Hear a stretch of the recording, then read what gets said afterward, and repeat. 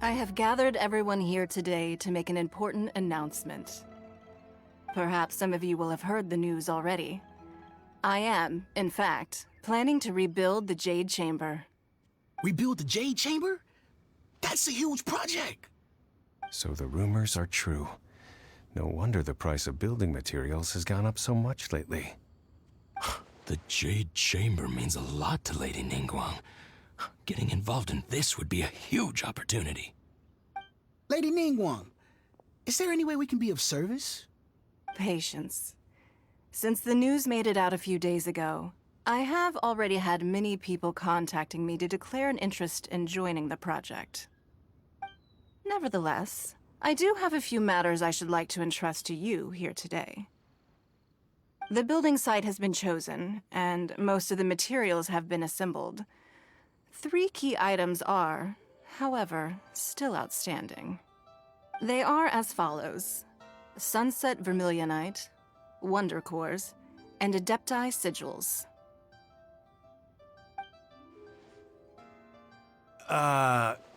Excuse my ignorance, Lady Ningguang. I'm familiar enough with Plostrite, but I've never even heard of those other 2. Only sufficiently large pieces of Plostrite, or specifically, Vermilionite, may earn themselves the Sunset moniker. This stone is what allows the Jade Chamber to float. Wonder Cores, meanwhile, are the central components of the mechanical structure of the Jade Chamber. Adepti Sigils serve as a means of integrating the mechanical devices with Adepti art. They are as indispensable as the mechanical core itself. Although these 3 items are rare, I trust that with your connections and capabilities, procuring them will not be a question of if, but of when. I take the saying, time is money, more seriously than most. Efficiency is everything. I will pay a generous price for the materials that you find, and in addition, the first 3 people who collect all the materials will have the opportunity to ask me a question. You may ask me anything, and I will give you an honest answer. I trust that this means of compensation will be to everyone's satisfaction. These things won't be easy to get hold of. But if it means a chance to get some inside information on Liyue Harbor's development plan for next year... Then it's the deal of a lifetime. Information from Lady Ningguang is priceless. Whoever gets to it first takes the market. Haha, what a coincidence! I won't divulge too much, but I heard some murmurings about some Plostrite just the other day. So excuse me all, but, I have some business to do.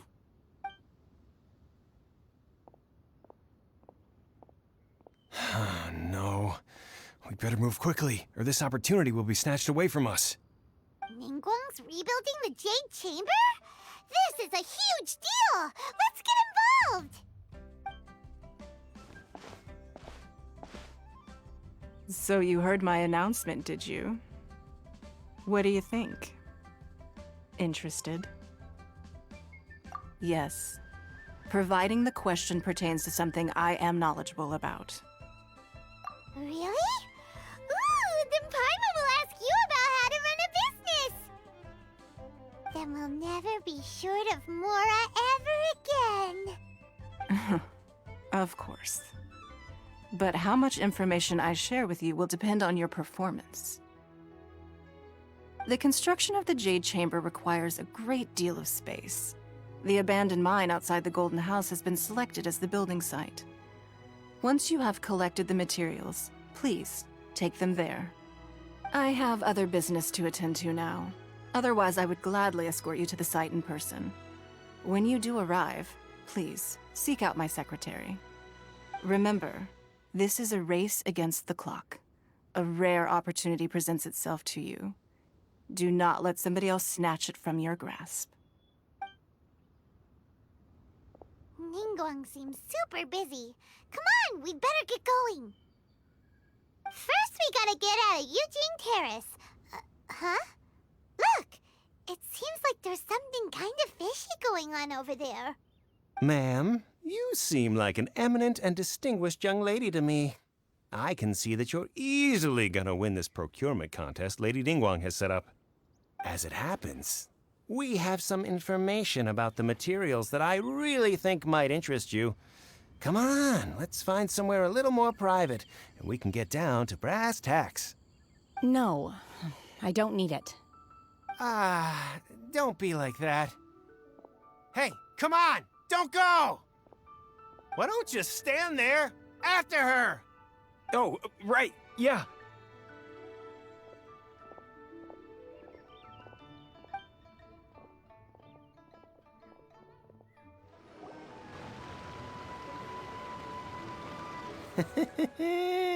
Well, will you look at that, ma'am? Nowhere left to run. Don't worry, we're not bad guys.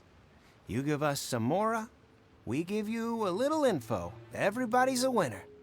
Boss, I got a bad feeling about this. Look at her, the white hair, the energy she gives off. I'm telling you, there's something different about her. So what? She's loaded. How are we ever going to repay those gambling debts if we just let money walk away from us, huh? I've already told you, I don't need your information. If you still can't grasp that, I'm happy to repeat it in a way that won't be so easy to forget. Come on, ma'am. You seem like an intelligent lady.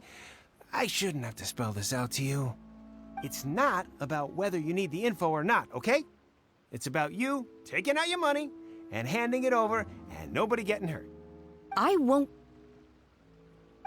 No more excuses! I know you have money. I saw you. Yeah, I saw you. Strolling into Leo Lee Pavilion, ordering a table full of food, and only taking a few bites. Then Shinyue Kiosk, then Wanmin Restaurant. Same story each time. You order all the signature dishes, take a few bites, then you're on your way again. How could you afford to be so wasteful if you weren't from a rich family? And since you're so rich, what's the loss to you in giving us a little spare change, huh? Master warned me not to lay a hand on anyone in Liyue Harbor. But here we are. Perhaps... yes. Let's call it fate. Boss, I'm telling you, something's not right. What are you afraid of? We're just selling information. It's not illegal. If she lays a finger on us, all the better. We'll sue her for everything she's worth. Oh, you again. The Millilith? What are the Millilith doing here? Did you do this? You ought to mind your own business, I swear! Silence! How dare you threaten innocent civilians? You're coming with us. No, don't be angry, sir. Please, let me explain.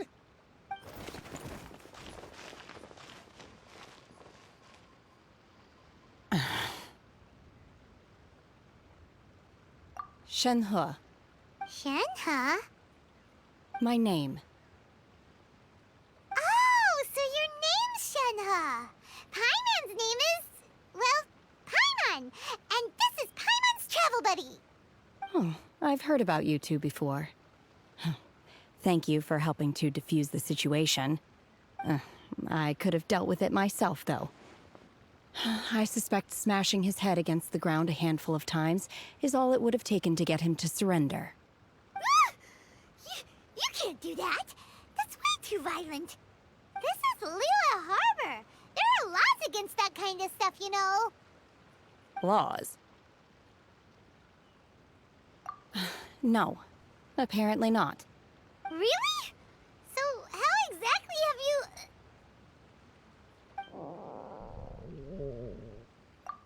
That would be my stomach growling. I haven't eaten enough. She's so honest.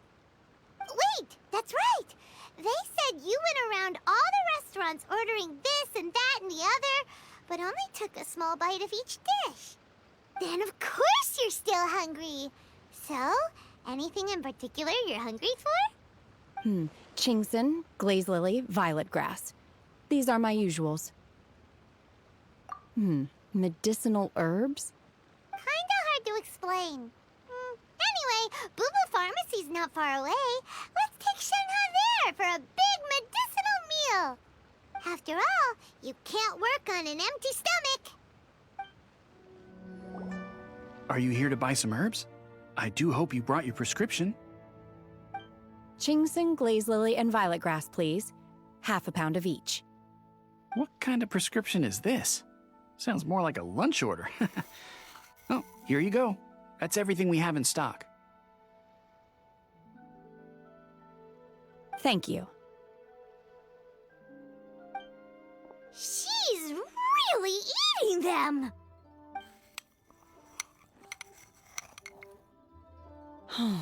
My hunger has now abated. Thank you. Rather awful. Though they were not completely devoid of sweet fragrance. After consuming a large quantity of them, bitterness is all that remains. So, how come you chow down on these and barely touch the restaurant food? If Paimon had enough Mora, Paimon would go to the fanciest restaurant in town and order a whole table of food and eat it all in one go. Because I'm not sure whether I will remain here in the future. The food of the mortal realm is most delicious, but should I return to the mountains, yearning for the food here shall only pose an obstacle to my continued spiritual development. Sampling each dish in order to appreciate its taste is enough. Return to the mountains. That proves it. Paimon knew she was an adeptus. Enough about me. What are your plans from here? Oh, right! Paimon almost forgot! We came out to take part in the Rebuild the Jade Chamber competition!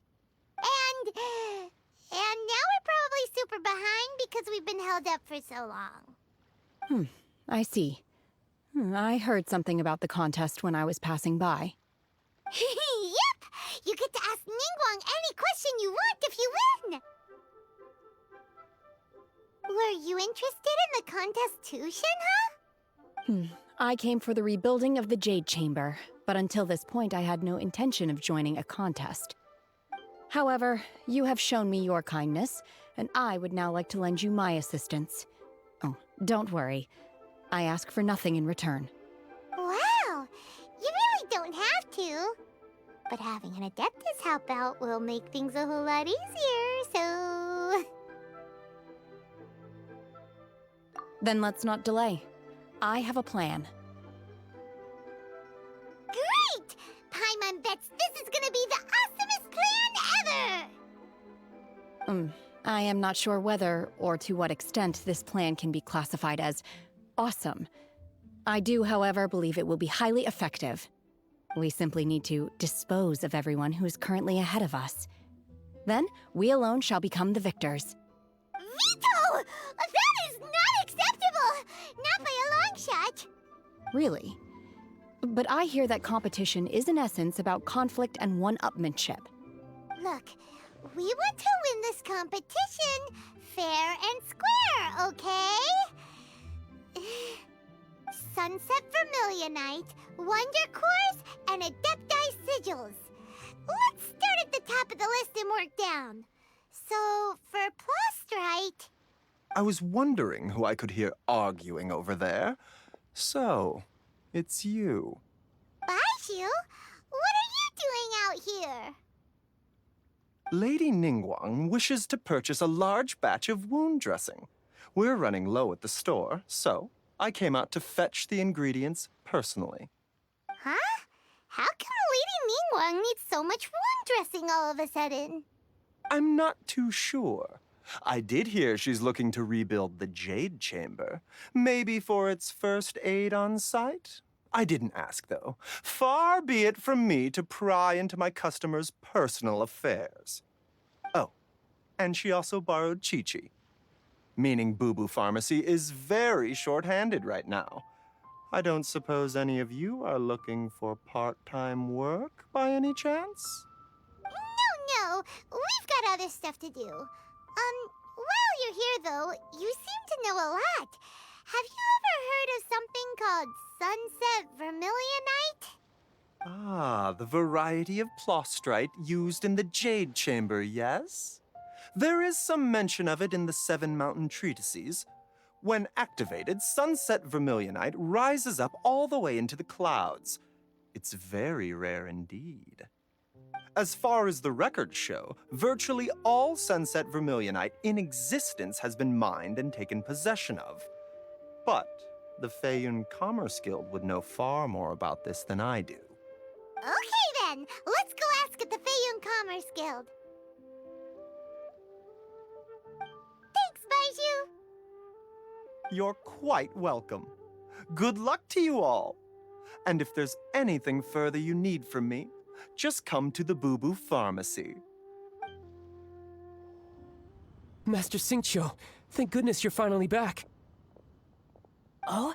Why do I detect an urgency in your voice? The guild has had a whole string of strange orders in recently. Everyone's been completely caught off guard. Your father gave me specific instructions to ask you to stay and help out if I happen to see you. I see. Have someone sort the orders by type for now. I'll deal with them myself shortly. Oh, how wonderful. Thank you, Master. With you on the job, I can breathe a sigh of relief. Hey, Xingqiu! Glad you're here. We want to ask you for some information. Traveler, Paimon, please wait a moment. Shu, I need to entertain some guests. Please continue with your work for the time being, and we'll discuss the matter of the guild's orders in more detail later on. Understood, Master Xingqiu. Then I will leave you in peace.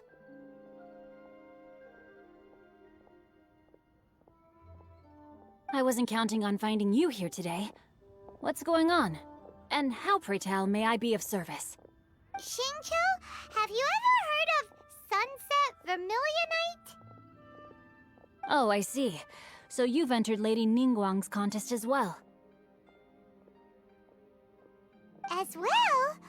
Do you mean... The truth is, the Feiyun Commerce Guild is in possession of some Sunset Vermilionite, but only one piece. We are holding it on behalf of someone who has asked us to put it up for auction, and a lot of interested parties have already come to us inquiring about the price. At the end of the day, it all comes down to supply and demand. In this case, I'm guessing the final transaction price may be in excess of 500 million mora. 500 million?! Honestly, I would recommend that you don't bother bidding on this one. The price is greatly inflated, and it's just not worth it. But without any Sunset Vermilionite... Don't panic. I don't suppose you ever heard of Sea Gazer? Who?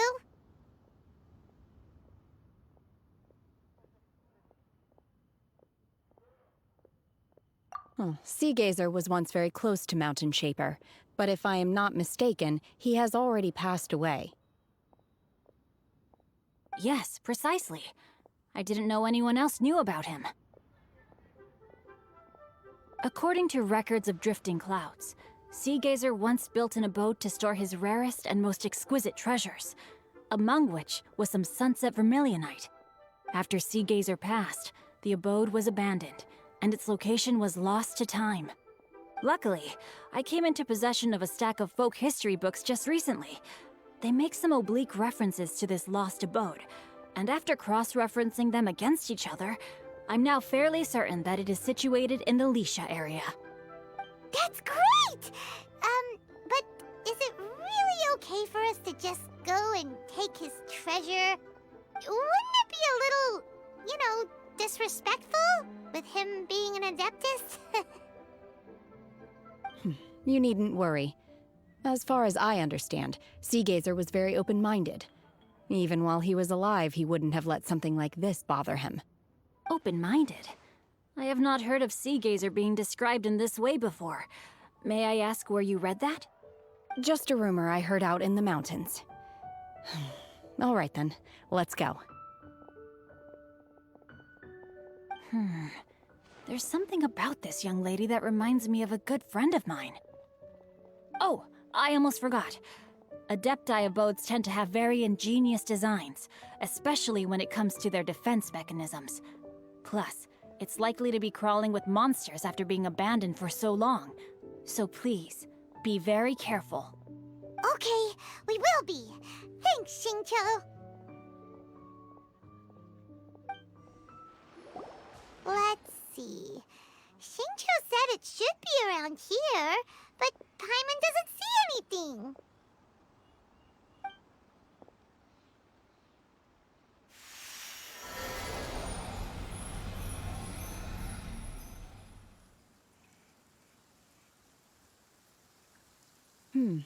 This place was hidden using a special Adepti art. But now that I have removed it, we can inspect the area more closely. Wow, that's amazing! Yep, let's take another look around. Hey, look! Is that a new Sealy over there? The Sealy got to here and then disappear. Should we go over and take a look? What? Weren't we at a waterfall just now? How did we suddenly end up here?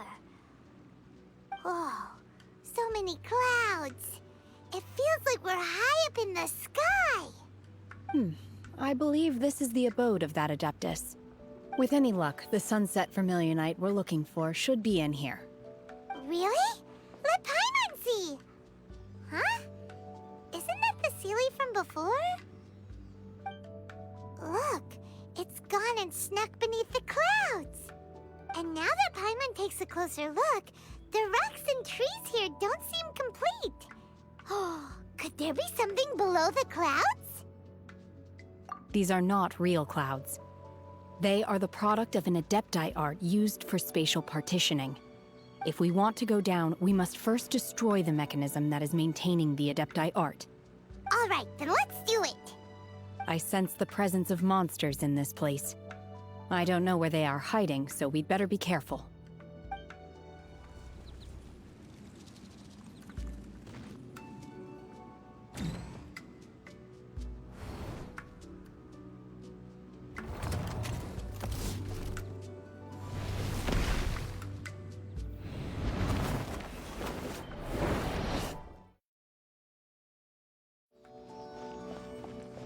Look, over there!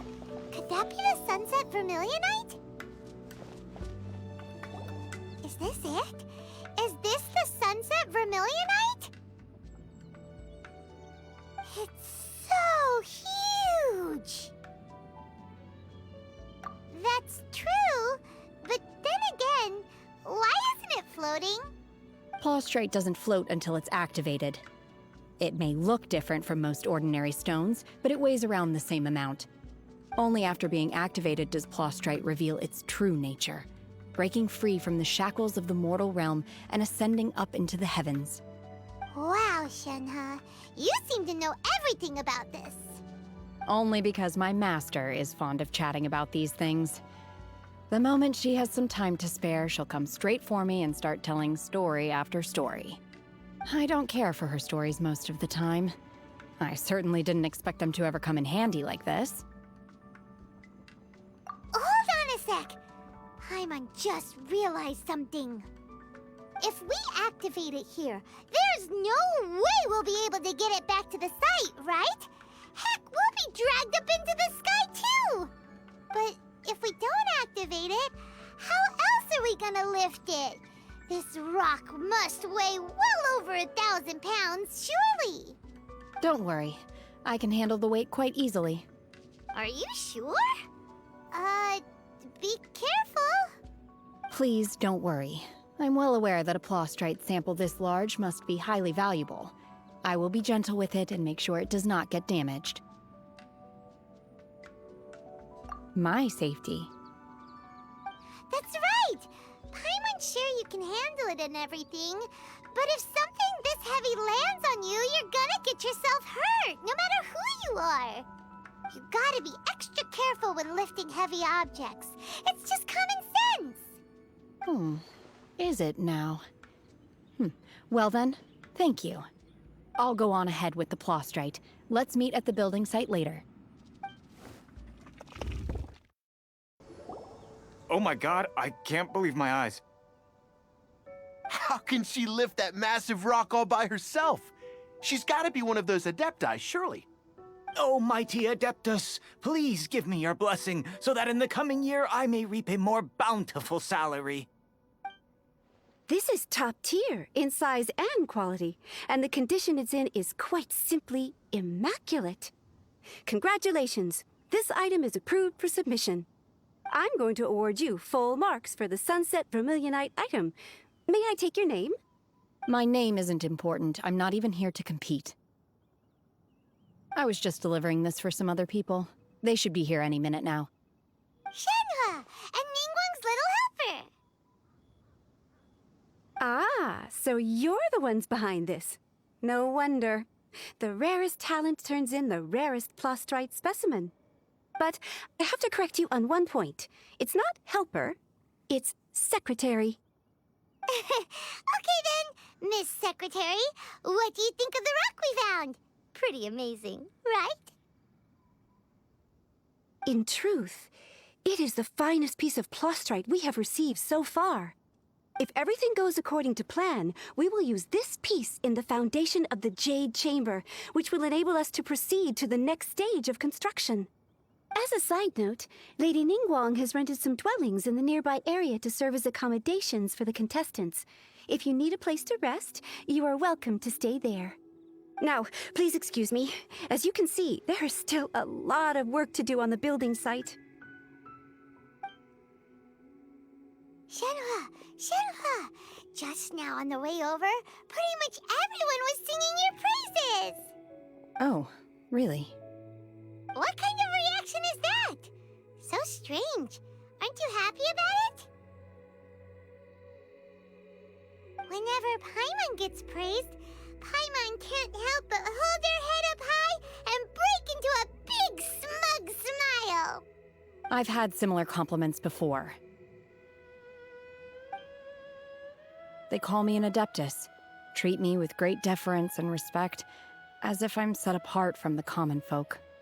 Yeah, 'cause that's how adepti are.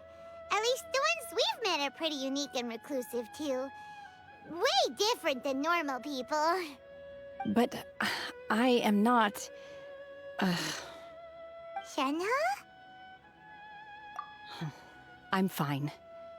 I've been exerting myself quite a lot ever since we set foot in that abode. I'm just a little fatigued. Well, Byron said that there are some makeshift hotels we can use, right? Let's go check in and take a rest. No need. I simply need to find myself a secluded place in the wilderness to sit and meditate in silence. You can't do that. It's dangerous out in the wild on your own. When you're hungry, you go eat something tasty. And when you're tired, you go lie down in a nice, comfy bed. All right? Seriously, don't punish yourself like this.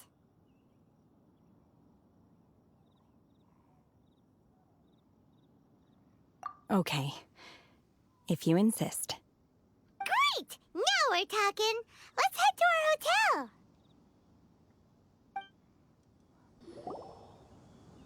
Hi there. Checking in, are we? You're just in time. We only have 2 rooms left. Since this was chosen as the building site for the new Jade Chamber, we've had a constant stream of people in this area. And not just workers either. Visitors, business people, tea sellers, all sorts. So, business is booming for me today. Very few vacancies. You're lucky you got here when you did. Great! One of your rooms is still being cleaned. I guess it should be ready within the hour. The other room is just to the door on the left. Here are your keys. All right. Hope you enjoy your stay. Please excuse me, I'll leave you to it. Shenhe, you should go get some rest. We'll hang around outside until the other room's ready. Paimon's gonna go see if there's anything good to eat around here. Paimon couldn't help but notice one of the guests walk in with a huge grilled chicken drumstick before. Let's buy one for Shenhe too. She can have it as a midnight snack, or save it for breakfast tomorrow. All right. I will head to my room for now. If you need anything, don't hesitate to disturb me. I'm a light sleeper. I will hear if you knock on the door.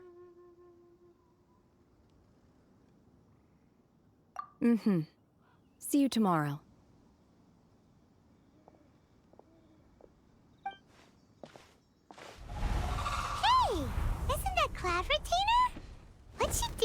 here.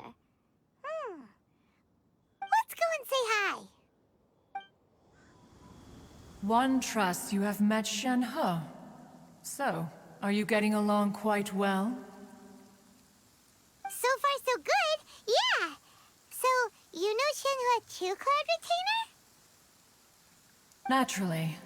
Save for Ganyu, who spends the majority of her time in Liyue Harbor. All the Adepti living today are acquainted with Shen He to some degree. Cool. So, what's her Adeptus name anyway? Calling her Shenhua feels kind of friendly, but also kind of disrespectful. So Paimon's thinking maybe it'd be better if we called her by her Adeptus name instead. Her Adeptus name? Why, pray tell, would Shen He have an Adeptus name? Don't all Adepti have a special title they go by? On this latter point, you are correct. However, Shen He is human. Oh, right. Wait, what? Paimon neither! This is a real surprise! Do you mean to say that she presents differently from ordinary human beings? Well, to start with, her problem-solving methods are extremely direct. Ah, yes. She was like this all those years ago when one first met her. In this respect, she has not changed. One first found Shen He by chance in a cave. One was passing by and sensed the presence of a god's remains. Being of an ever-vigilant disposition, one entered immediately to inspect the scene.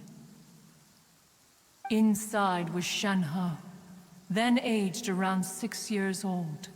In her hand, she held a dagger with which she was confronting a monster that was the god's remains incarnate.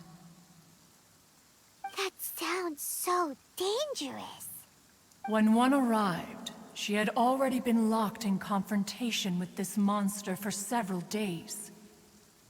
Most mortal children are fragile, both physically and mentally, and are highly reliant on their parents for survival, but not so her. That she was able to endure such terrible danger was due not only to her strong willpower, but also to the bloodlust and homicidal instinct with which she was born. One dealt with the monster, yet she still refused to lower her guard. She even pointed her dagger in one's direction and remained ready to strike.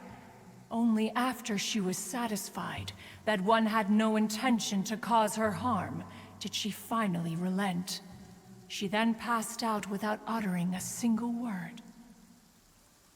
In other words, if you hadn't passed by that day, Shenhua might have... Not necessarily. Upon one's arrival, one could sense that the god's wrath was gradually receding. Even had the stalemate continued, one suspects that Shen He may have still emerged the victor of the confrontation. That's still so dangerous, though! Why was a tiny little kid battling against the wrath of a god in the first place? Alas, the mortal world is rife with suffering of every kind. And she had experienced her fair share of this, even at a tender age. Seeing that she was homeless, one decided to adopt her. Indeed, it is one to whom she refers. Shen He has an extraordinary constitution, making her well adapted to practicing the Adepti arts. All the Adepti cherished her talents, and so we were willing to train her. However, her homicidal urges did not subside with age. Rather, they grew stronger day by day. Mooncarver once performed a divination for her. He declared that her fate is to bear the curse of calamity. Consumed by malevolent energy, she is prone to bring harm to those around her, Such is the magnitude of the danger this poses, that her soul must be bound with red ropes to keep her homicidal instinct at bay. The red ropes have indeed served to keep her calmer and more content. But they also seem to have rendered her somewhat inexpressive. Perhaps the red ropes are so powerful that they have suppressed some of her other emotions as well.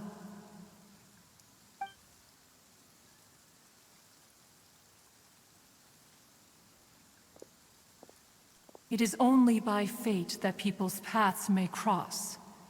Now that Shen-He's path has crossed with yours, please be sure to treasure the gift that fate has given you, and take good care of her. Oh, now Paimon gets it. You came out here to check up on Shenhe because you were worried about her, didn't you? Huh.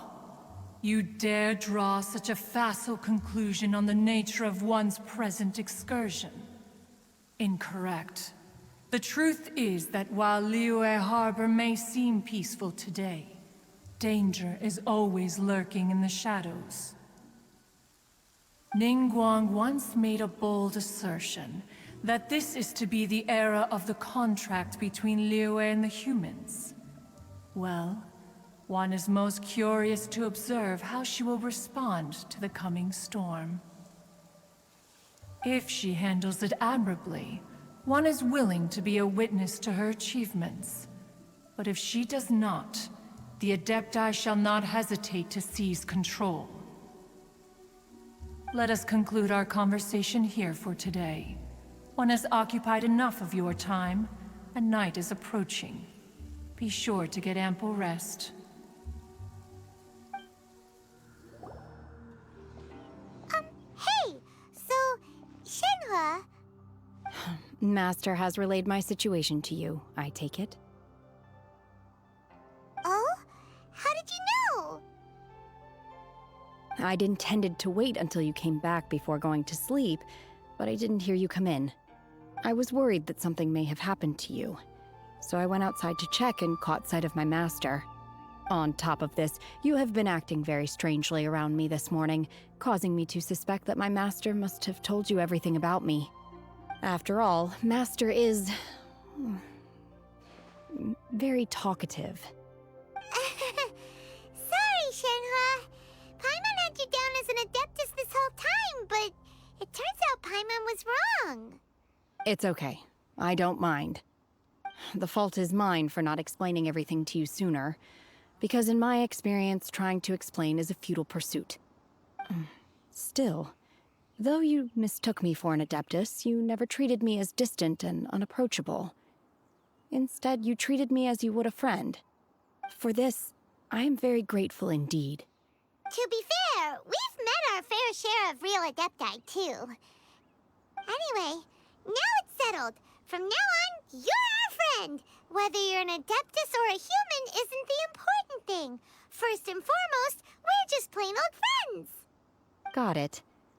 Although I don't know quite what it entails in terms of what I have to do, I must say I like the title Friend very much indeed. Great! Well, now that we're all rested up, we should start searching for the other 2 items on the list. But before we do that, let's go to the building site and ask Ningguang's little helper how the progress is going. After all, Sunset Vermilionite is so rare. Paimon doubts many competitors will really be able to find any. If it turns out some of them have given up already, we'll be able to take things a little more slowly. Look! Look! The Jade Chamber is floating into the sky! But it seems to be tied down by something. That's because it's not finished. Hey, Bywin! And hey, Beidou! And hey, person Paimon doesn't know? Given the enormous scale of the Jade Chamber, we split the construction work into 2 phases to make sure the structure remains balanced. Before we find some suitable plustrite, we build the Jade Chamber's keel at ground level. Once the plastrite is ready, we place it into the keel and let the partially constructed jade chamber rise up to the height of the surrounding mountain peaks. The remainder of the construction work is then carried out at that altitude. Once everything is ready, we release the iron tethers and allow the jade chamber to rise to its target altitude. Miss Bywin, we've brought some new materials to submit. One moment, I'll be right there. The construction work has only been able to progress this rapidly thanks to the plastrite provided by you. Lady Ningguang is most grateful and looks forward to seeing more of your work. Wow, can't believe you sourced the plastrite so quickly. It's the key piece of the puzzle. Looks like you beat us to the punch. Beidou, you're joining the Jade Chamber contest too? Sure am. I happened to get my hands on a chunk of sunset vermilionite on a voyage a while back, so I figured I'd bring it over. Huh. So even though it's rare, we're not the only ones who managed to get a hold of it. Oh, I've got some introductions to do. This is the renowned Miss Yun, or Yunjin, probably the most famous figure in the Liyue opera scene. Greetings. These two are Paimon and the Traveler, both good buddies of mine. And this is... sorry, not sure we've met. Shenhe. I am their... friend. Good to meet you. A friend of a friend is my friend too. Or, as I like to say, a mate of a crewmate is part of the crew. Miss Yun is also here for the contest. Turns out she needed to borrow a boat, so we came together. It's an honor to finally meet you both. I've heard much about you. Miss Shenhe, though we are only meeting for the first time, I have a feeling that we will get along very well indeed. To be honest with you all, I am in great need of this opportunity to ask Lady Ningguang a question. That's why I joined the contest. Thanks to my father's connections, I was able to acquire a specimen of the plastrite required. Fortunately, it was approved for submission, despite being a little on the diminutive side. Wow. So it looks like the three of us are competitors now. Excuse me for prying, Miss Shenhe, but are you competing as well? No, I don't have any questions for Ningguang. I just wanted to help her win. In that case, I have a proposal to make. Lady Ningguang said that the first 3 contestants to procure all 3 materials will be awarded the chance to ask a question. Well, there are 3 teams here.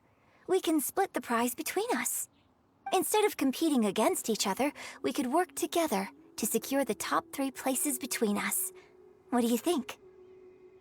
Sounds great, but how does that change things exactly? I think I see where you're going with this, Miss Yun. The plastrite was the most difficult item to source by a long shot. Luckily, all 3 of us managed to get our hands on it. The 2 remaining items aren't quite so rare, so as long as one of us finds a way to source it, the other 2 can hop on the bandwagon. How'd I do? Is that what you had in mind? Precisely. Huh.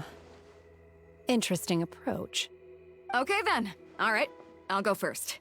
I have some leads on these wonder cores. From what I've heard, the core itself is really not that difficult to make. The hard part is getting hold of the ore used as raw materials. I'm gonna head back to the ship and ask Suling if he's heard of them. You guys... We will head into town and seek advice from Master Zhang of Hanfeng's Ironmongers. Thoughts? Wonderful. We'll split into teams then, and whoever makes progress first brings all of us a step closer to victory. I'm gonna take off. See you later. Okay, let's go! By the way, what question are you gonna ask Ningguang Yunjin? I'm looking for a venue to host the performance of our new opera. Lady Ningguang has excellent judgment, so I would like to hear her opinion. Ooh, what's the opera called? Paimon wants to go see it. The opera is a labor of love by my father. He wrote it based on a popular urban legend about an evil spirit and an adeptus. It's called The Divine Damsel of Devastation. Ah, hello. Are you here for something off the shelf, or do you need something forged? Excuse me, Master Zhang. We were wondering if you'd heard of something called a Wonder Core. Of course I have. Sorry, who's asking? My name is Yunjin. Perhaps you don't know me, but I believe that you forged some weaponry for my father in the past, for stage use. Yunjin? Stage use? Oh, so you must be Miss Yoon. Sorry, my brain's finally caught up. It's not used to doing much beyond bashing a hammer all day. Everyone's heard of you, Miss Yoon, even folks who don't make it to the opera all that often. Like myself. So, you're here to ask about Wonder Cores, huh? As it happens, I do know how to make them. Matter of fact, I made some for Lady Ningguang back when she was building the original Jade Chamber. The types of ore needed to make Wonder Cores are a little hard to come by. Lady Ningguang supplied them herself last time. I don't suppose you've brought any yourselves? No, we were gonna ask you what kinds of ore we need. Sure. Well, you'll need two kinds. Star Splinter Iron and Subrosium. If I remember correctly, Lady Ningguang sourced her Star Splinter Iron from the Mount Tianheng area. They say it resonates with visions. It could take some work, but if you stick with it, you'll find some eventually. As for the Subrosium, though, that's trickier. It's all but unheard of on the market. I'm really not sure. Sorry. What I've heard is that the people around Mount Tianheng have some sort of magic trick that can pinpoint the location of the stuff. Of course, it's probably just hearsay. If you want my advice, start by looking for Star Splinter Iron around Mount Tianheng. And if you run into any locals, ask them a few questions about Subrosium. Mount Tianheng. Interestingly enough, the story of the divine damsel of devastation also takes place on that mountain. I hear the view there is quite spectacular. A favorite destination of the Adepti, in fact. Perhaps it can give me some inspiration. Let's not delay. We should head straight there. I came to Mount Tianheng once with my father as a child. I remember it being such a long climb that I could barely feel my legs by the time we reached the top. This is quite a trip down memory lane for me. Look at these majestic, towering peaks, and the gently flowing streams. It's like setting foot in paradise. No wonder the legend of the divine damsel of devastation is said to have taken place here. Adepti wander oft where mortals seldom stride. Indeed, this looks like a place that one might expect to be frequented by Adepti. The Divine Damsel of Devastation is your upcoming opera, right? And the story takes place in Mount Tianheng. Huh. Seems like you have a real connection with this place. What's the story about, though? It's the story of a girl becoming a hero. Cool. A hero story? They're Paimon's favorite! The legend first arose in this area. It is said that there used to be a prosperous village on the mountain. In that village, there was a loving couple who were completely devoted to one another. One day, a terrifying monster appeared.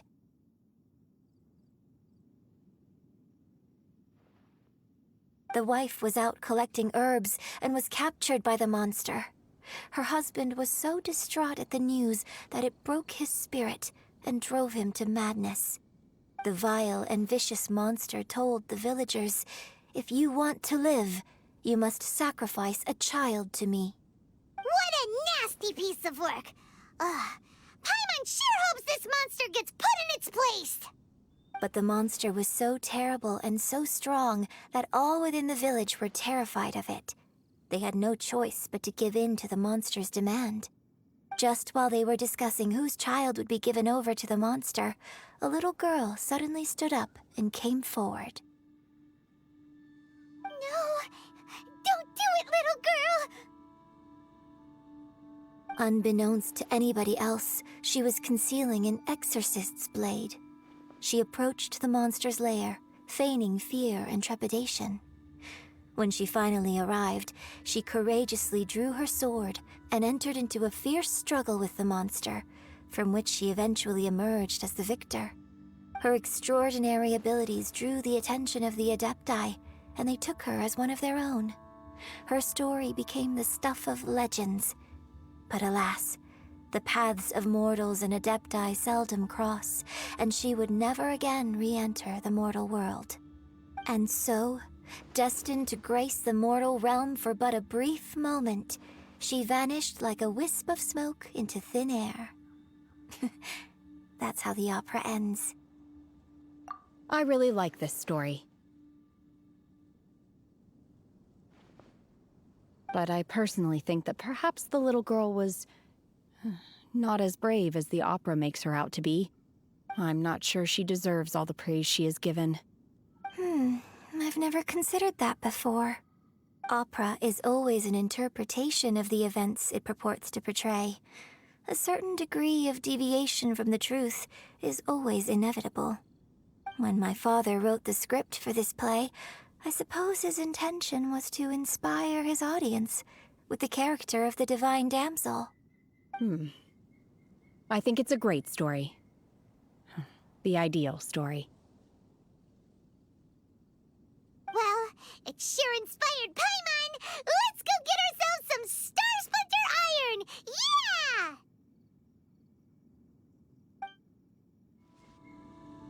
Hey, there really is someone here.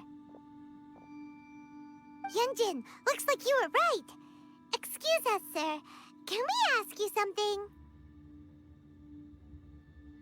Huh. He didn't seem to catch that. Hello, sir. We were just passing by and wanted to ask if you happen to know anything about Subrosium.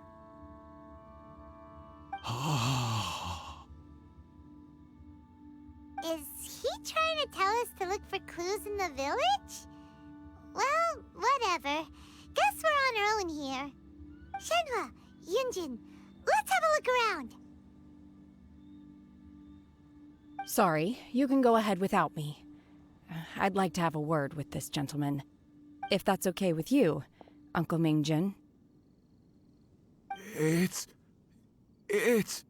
Shenhe. Shenhe. You're alive. The rumors were true. So, all these years? I'm sorry, I don't know how to find Subrosium, but I think you can find some information in the village. And this place is deserted now. No one ever comes here. So you can rummage around all you want. Huh? You know this guy, Shenhua? Thank you, kind sir. We'll go and take a look around. Don't worry. Mingjin has no ill intention towards Miss Shenhe. She'll be quite safe. Okay, then let's see what we can find in this village. Huh. What's this?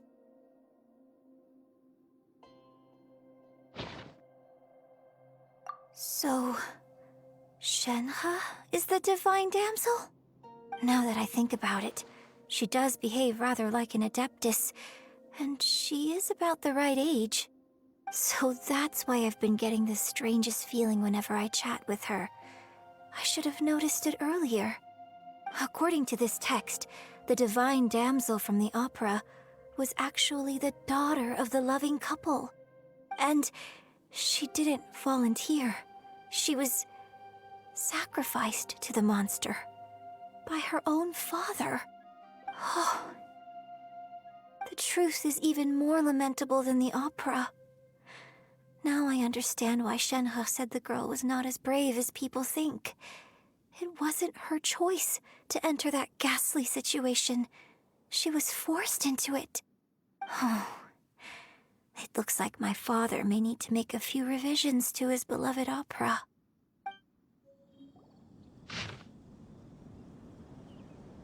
So it seems that Shenhe's father thought he was summoning a benevolent deity using a magic incantation. But in fact, he summoned an evil god's remains, which took the form of a monster. His obsessive yearning for his deceased wife led to a terrible tragedy. The villagers moved away in fear, without ever learning the truth. And now, this place is deserted. Still, I do wonder what the connection is between Shenhe and Mingjun. This is it!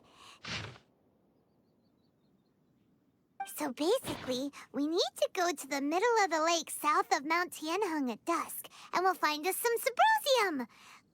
Let's go back and tell Shenhe the news! One year when I was back visiting, I heard a story about a white-haired adeptess from a merchant passing by. I never imagined it was you. I was a very close friend of your father's.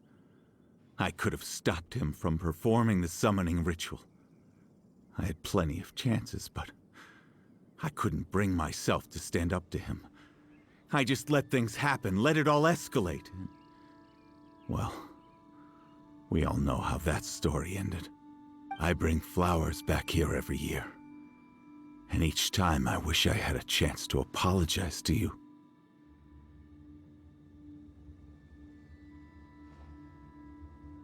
Apologize for what? If you'd stopped him, he'd only have found another way.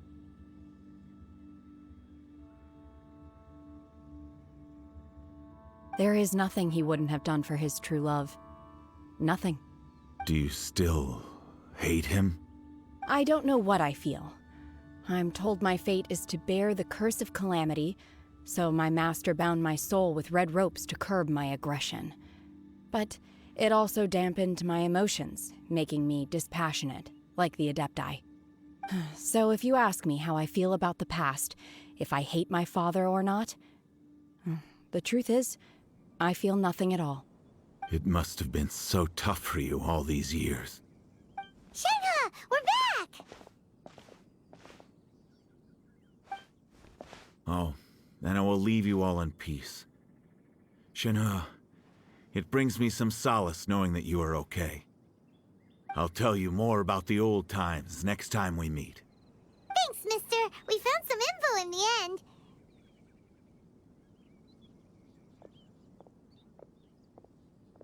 Shenhe, look! This tells us how to find Subrosium. All we gotta do is go to the middle of that lake! Let's go then.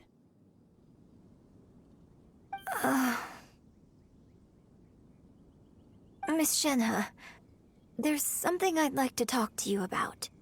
Just now, in the village, we found your father's diary. It turns out that many of the details in the Divine Damsel of Devastation are not true to the facts. So I'd like to change them. Why? I know I say that opera always deviates from the truth, but now that the main character is standing right here in front of me, I cannot simply dismiss your lived experience in favor of my father's fiction. It's okay. I like your version.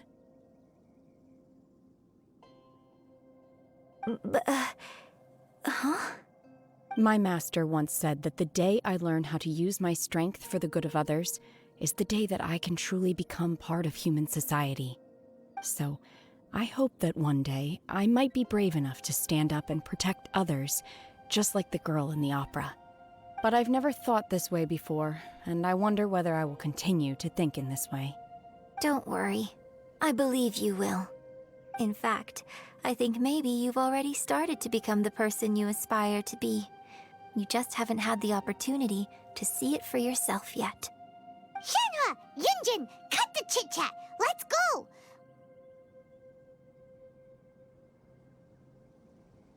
We can't let someone else beat us to it!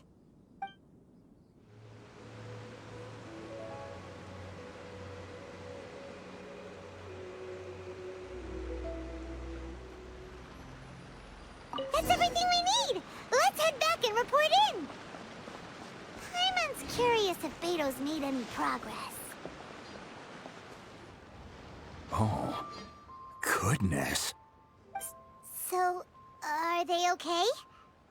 This is some top quality ore you found. I think I'll get a good end product out of these.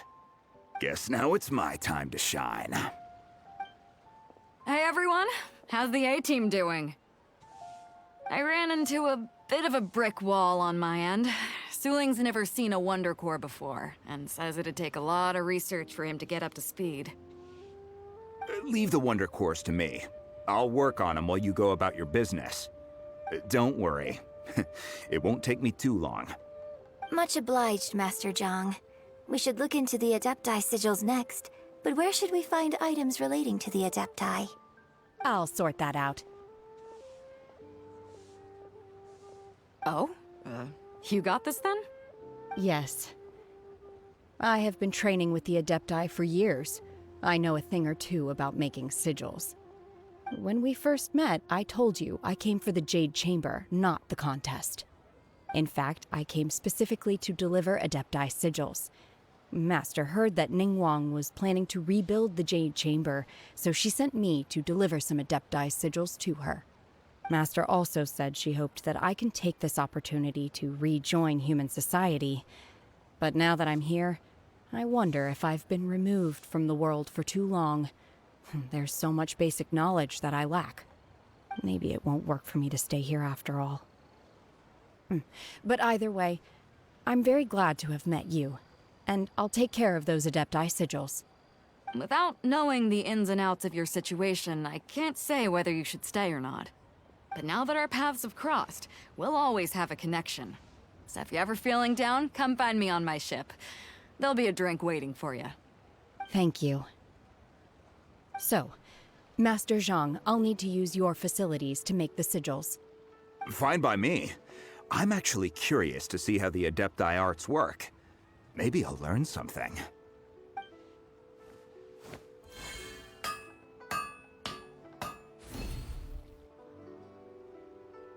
Whew. The sigils are ready. Though they are in some respects inferior to my master's, I can assure you there will be no quality issues. I've finished forging the things you asked for, too. Great! Let's go submit them before someone else gets there ahead of us. Ningguang's little secretary, we found all the materials! Oh, already? All three of you found them together. Okay, I see. The Wonder Cores and Adepti sigils look good. It seems that we found our winners.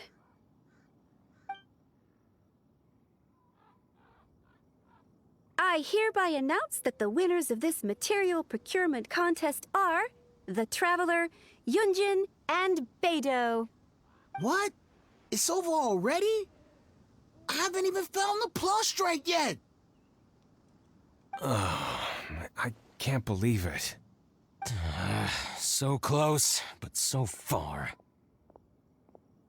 I'd like to invite our three winners to please proceed to the Jade Chamber, where Lady Ningguang is waiting for you. Huh? Where's Beidou? She was right here!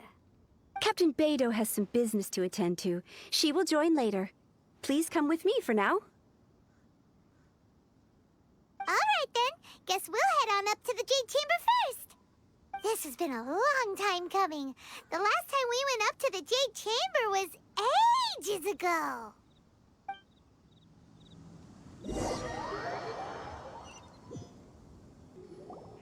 Combine the Adepti sigils with the Wonder Cores and insert them into the Jade Chamber's control compartment. The construction of the new Jade Chamber is now officially complete. Once the tethers are released, it will soar into the sky. Thank you all for your work. Now it is time for me to fulfill my promise. Yeah! Miss Yun, I've already heard something about the reason for your involvement. You are looking for a venue for your new opera, aren't you? That's right. Lady Ningguang, I would like to hear your opinion. The unveiling of Miss Yun's grand new opera surely requires a venue of equal grandeur. So what would you say if I proposed that we stage your first performance right here, in the newly built Jade Chamber? The Jade Chamber offers a splendid panoramic view of the mountains and the bustling city. It is fitting for the finest performance to be hosted in the heavens. I can think of no better stage for you than here, Miss Yun. Thank you, Lady Ningguang. Then I will prepare my props and other articles shortly. Please allow me to bring all these aboard the Jade Chamber. You're quite welcome. It's truly what a good opera deserves. Oh, a traveler, Shenhe, Paimon, I'll be leaving now. Do come and see my play when the time comes. You're next. What is your question? I should clarify. I do not know your brother's whereabouts. Please, don't waste your question on this matter. Wow, you're a mind reader, Ningguang. Oh well, guess Paimon will ask a question then. Managing a successful business is not as simple as you might think. Capital, connections, sensitivity to the trends, and instinct for what is a good opportunity. All of these traits are crucial. If you want to know how to make money, I will honor our agreement and give you an answer. But that is not to say that it will work for you. Wow, Paimon hadn't even asked the question yet. Your question was written all over your face. Now look, you helped me rebuild the Jade Chamber, and I intend to repay you handsomely for it. So I promise you that should you one day require financial assistance, you may seek employment here. I will pay you at the highest rate of remuneration. Oh, great! So next time we run out of Mora, we just need to come to Ningguang? No more questions from us. Shenhe, you got a question? Me? Yes, this is a group effort. Thank you. But I don't have anything to ask. Are you sure? This is a once-in-a-lifetime opportunity. I'd urge you not to squander it. Yeah, just don't waste it. Hold on a second. Paimon can probably think of another one. Lady Ningguang, do you think I can ever fit in Liyue Harbor? Now that is an interesting question. Liyue Harbor is very inclusive. As long as you respect the rules here, you will not be turned away. So, the key is whether or not you yourself can develop a sense of belonging in Liyue Harbor. Oh, a sense of belonging. Yes. To become fond of a place, to feel part of it, it always requires a reason. Perhaps someone you've met, or something you've experienced here. Or perhaps you enjoy the atmosphere of Liyue, and you will become accustomed to it. In short, everyone needs a reason to stay. I hope you can find yours soon. I see. Hey, what's going on? I just went to see the fleet a little later than expected. Come on, Beidou! It's your turn! Do you have a question for Ningguang? Me? Nah, I ain't got any questions. She forced me to help out, so I figured I may as well get involved with the contest. Ningguang, don't forget what we talked about. It's not gonna be easy to deal with. I don't think my fleet can take it on their own. Don't worry. I have made preparations. The wound dressings are ready, and the Millilith have set up an ambush. Glad to hear it. Watch your back. Stay alert. Beidou? Ningguang? What are you talking about? You'll see when the Jade Chamber ascends. However, it's not the most pleasant topic of conversation. Maybe it's better that you don't know.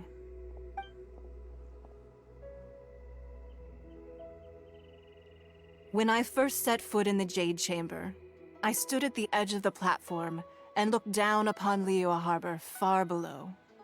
At that time, I dreamed that one day the Jade Chamber's shadow would be seen in all 7 nations of Teyvat.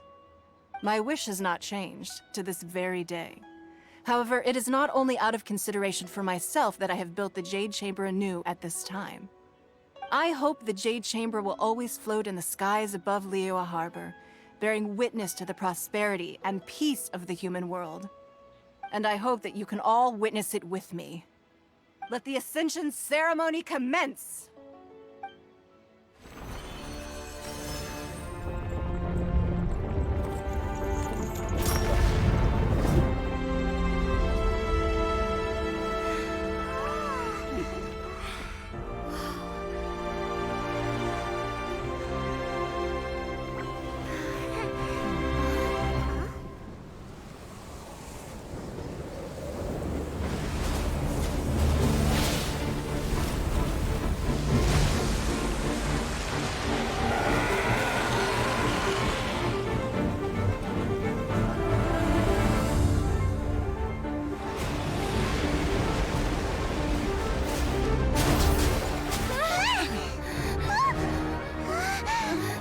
Right on cue. The Avenger of the Vortex, Beisht. Who is that? Osial's wife. Final follower of the Overlord of the Vortex. Sounds like you knew this was coming! Beidou sensed something was stirring in the deep. She warned me months ago. Knowing she harbors hatred toward the Jade Chamber, I chose to rebuild it now as a way of drawing her out. Got it. Well, let's go fetch the Adepti. No. In this human age, the people of Liyue must find a way to overcome this crisis on our strength alone!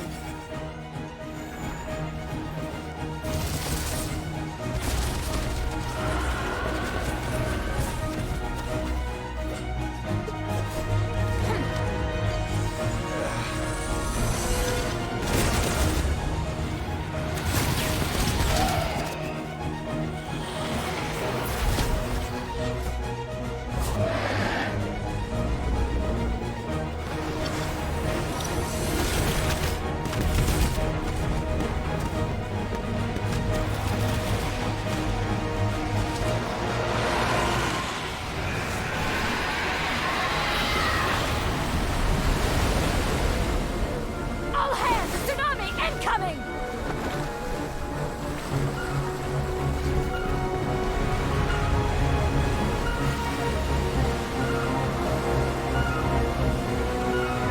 What's that? Wait! A giant wave!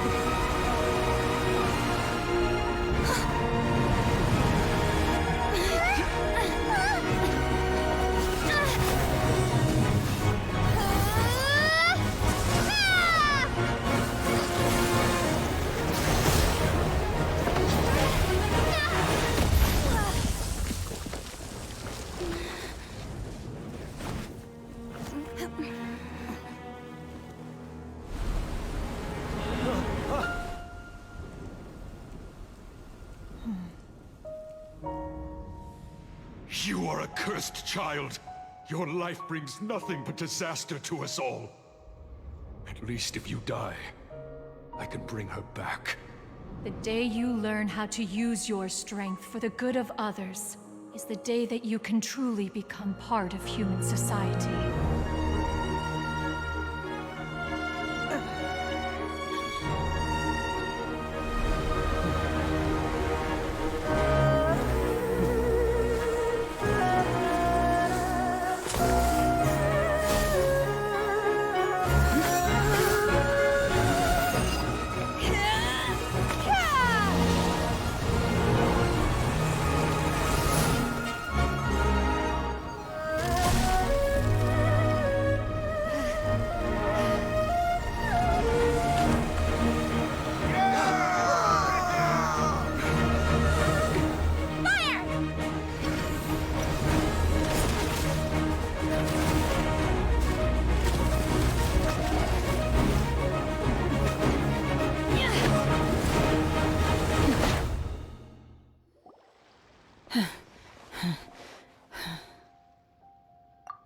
I'm just a little exhausted. Otherwise, fine. I wanted to deal with it myself. I didn't expect you to follow me. Don't worry. She's not coming back anytime soon. After an injury like that, she'll likely seek refuge somewhere else. How did things go underwater? It's been dealt with. She was injured before entering the water. It didn't take too much effort to finish the job. Good. so the crisis has been safely averted. When you visit the Jade Chamber in the future, you will be afforded generous treatment.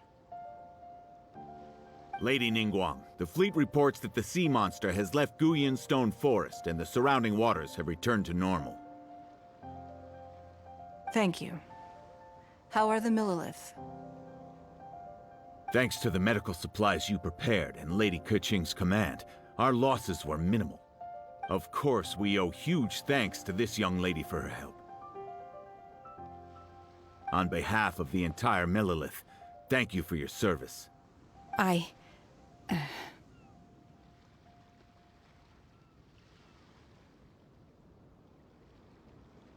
Great.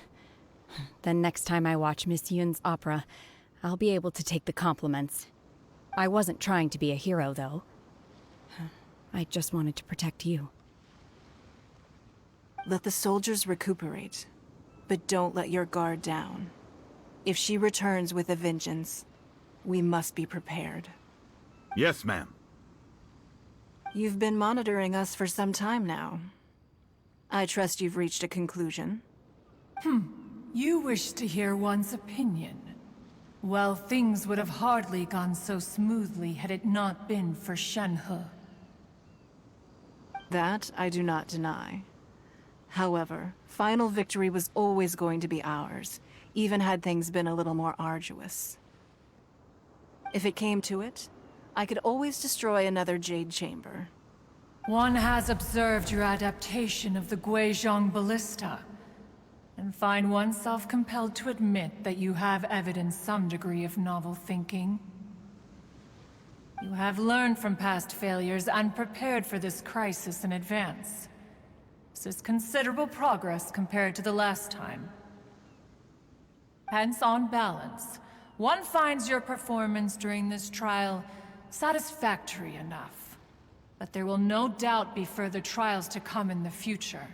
Do not suppose that one will not continue observing you hereafter. While the position of Tianquan remains mine, I will always ensure Liyue's safety. Shenhe, one saw you secretly venture out from the mountains a few years ago, and noticed the air of dejection in which you returned. Hopefully this trip to Liyue Harbor has been a different experience. Yes. I can't explain it, but I feel happier than I expected. Good. Traveler, please take good care of Shenhe. She is a dear child. In fact, one has many fond memories of Shenhe's childhood that she may be interested to hear about. There'll be no need for that. Oh. They are all like this. Fine. Since you care not to listen, one shan't be telling you. One shall be going homeward now. Please, have a good rest. Come to the Jade Chamber when you have recovered your energy. We must celebrate both the completion of the Jade Chamber and the fact that Liyue has weathered another crisis. This banquet must be the most spectacular ever. Wow! Everyone's already seated! It's Paimon's first time attending a banquet in the Jade Chamber. The food here looks amazing. All of you here are my distinguished guests. I am determined that each of you thoroughly enjoys yourself. Those who don't drink alcohol, please, help yourself to other beverages. Fine wine is a delight to the senses, but it is far from the only one. I trust you will find the marvelous view from the Jade Chamber to be an equally gratifying indulgence. Have you heard? Miss Yun's going to be performing today. Sure have. Honestly, it's the main reason I'm here. I've never missed any of Miss Yun's performances, and I don't intend to start now. I hear she's going to perform The Divine Damsel of Devastation today, the one written by her father. I've been so excited that I've barely slept the last few nights. Hey, look! Miss Yun is going on stage!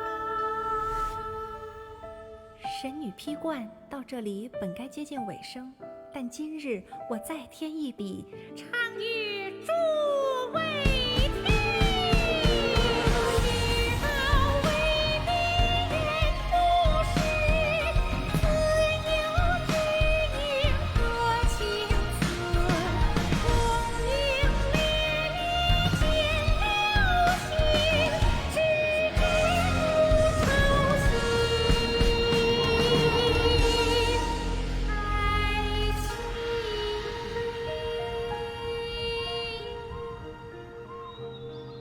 彼时鹤归，茫茫天地无依靠，孤身离去。今日再会，新朋旧友坐满堂，共聚此时。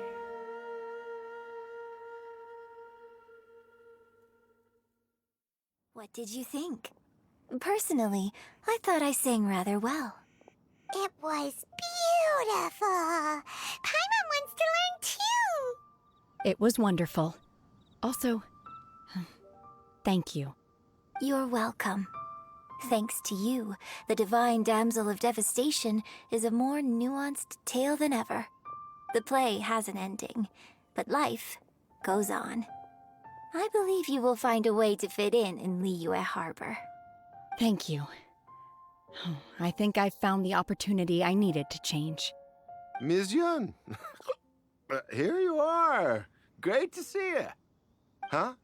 Hey, this young lady with the white hair looks like some kind of VIP. Yeah, that's it, like an Adeptus. Wait, you're the girl from the opera, aren't you? The Divine Damsel herself. And look who else we have here, the illustrious traveler. Well, I'll be. This was definitely worth showing up for. Let me pull up a chair, all right? We'll all have a friendly chat, get better acquainted. Alternatively, you could leave us alone. That is, if you'd prefer to finish your drink via the orifice of your own choice. Uh-oh, this feels all too familiar. Shenhe's back to her old self again. Hey, what are you doing? Calm down, Shenhe. Calm down.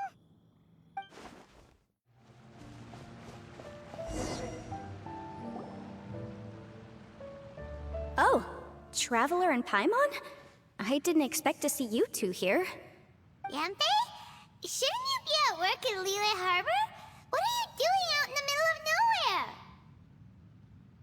Well, to be perfectly honest, this case is a little out of the ordinary. In fact, this is the first time I've ever witnessed the bottom of the chasm. Oh, but before I forget, could you do me a favor, please? If anyone happens to ask about me or my present whereabouts, just tell them you haven't seen me. Huh? What are you talking about? No, it's not like that. Look, it's quite a long story. So if you could, please just cover for me. I'll see you later.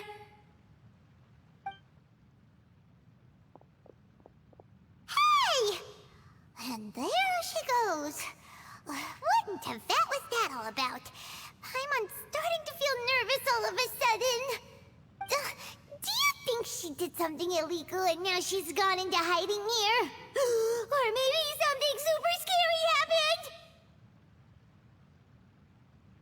Don't be so naive! The world is complicated these days, you know. We should be prepared for the worst. If something really did happen, we might find ourselves becoming her accomplices. Oh, what a dilemma. Should we really cover for her?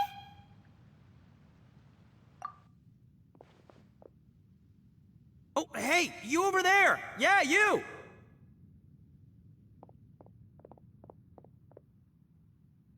Someone's coming! But that voice sounds pretty familiar.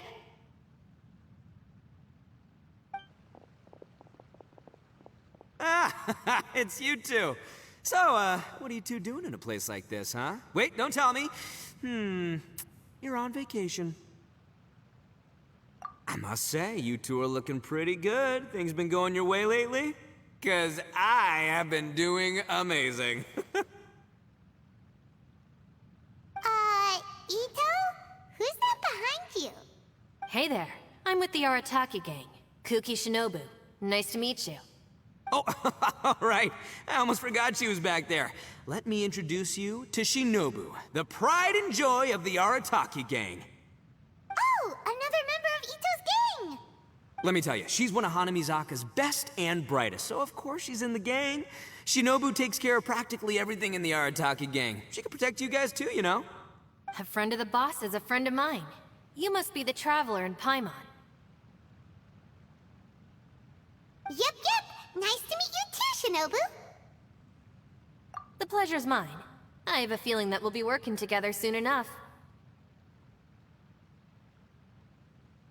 So, Ito, if she's the one that takes care of everything in the gang, then doesn't that kind of make her the gang's real boss?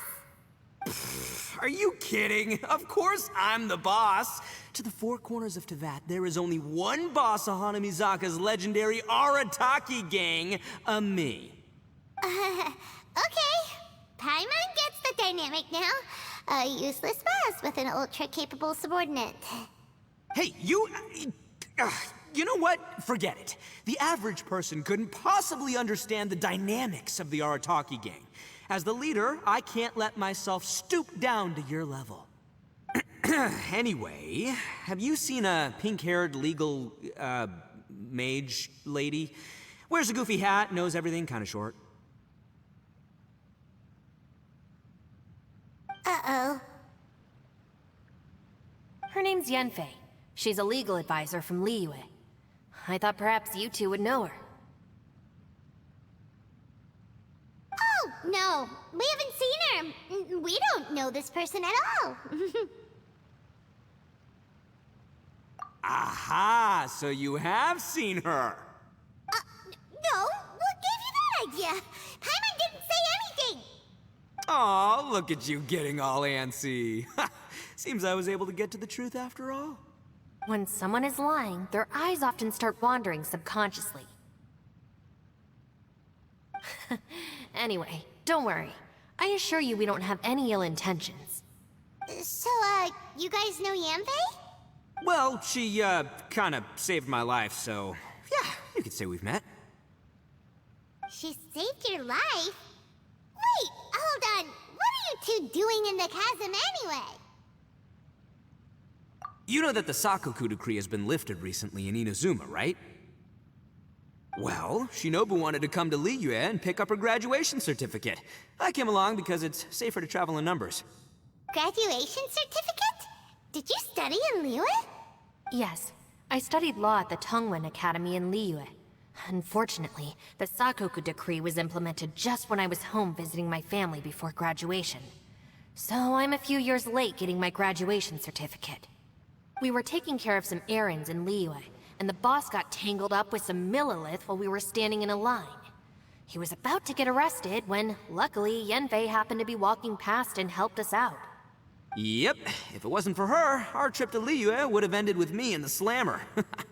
So, you know, I just wanted to do something nice to show my heartfelt gratitude. But she said she didn't need my help with anything. I thought there's a chance she might run into trouble here on her own, so I followed her here. Yeah, just in case she needs me to come leaping to her rescue.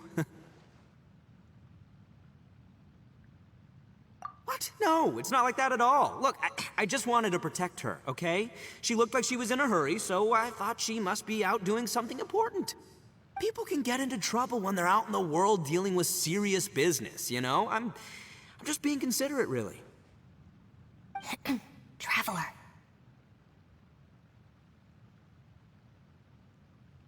That way.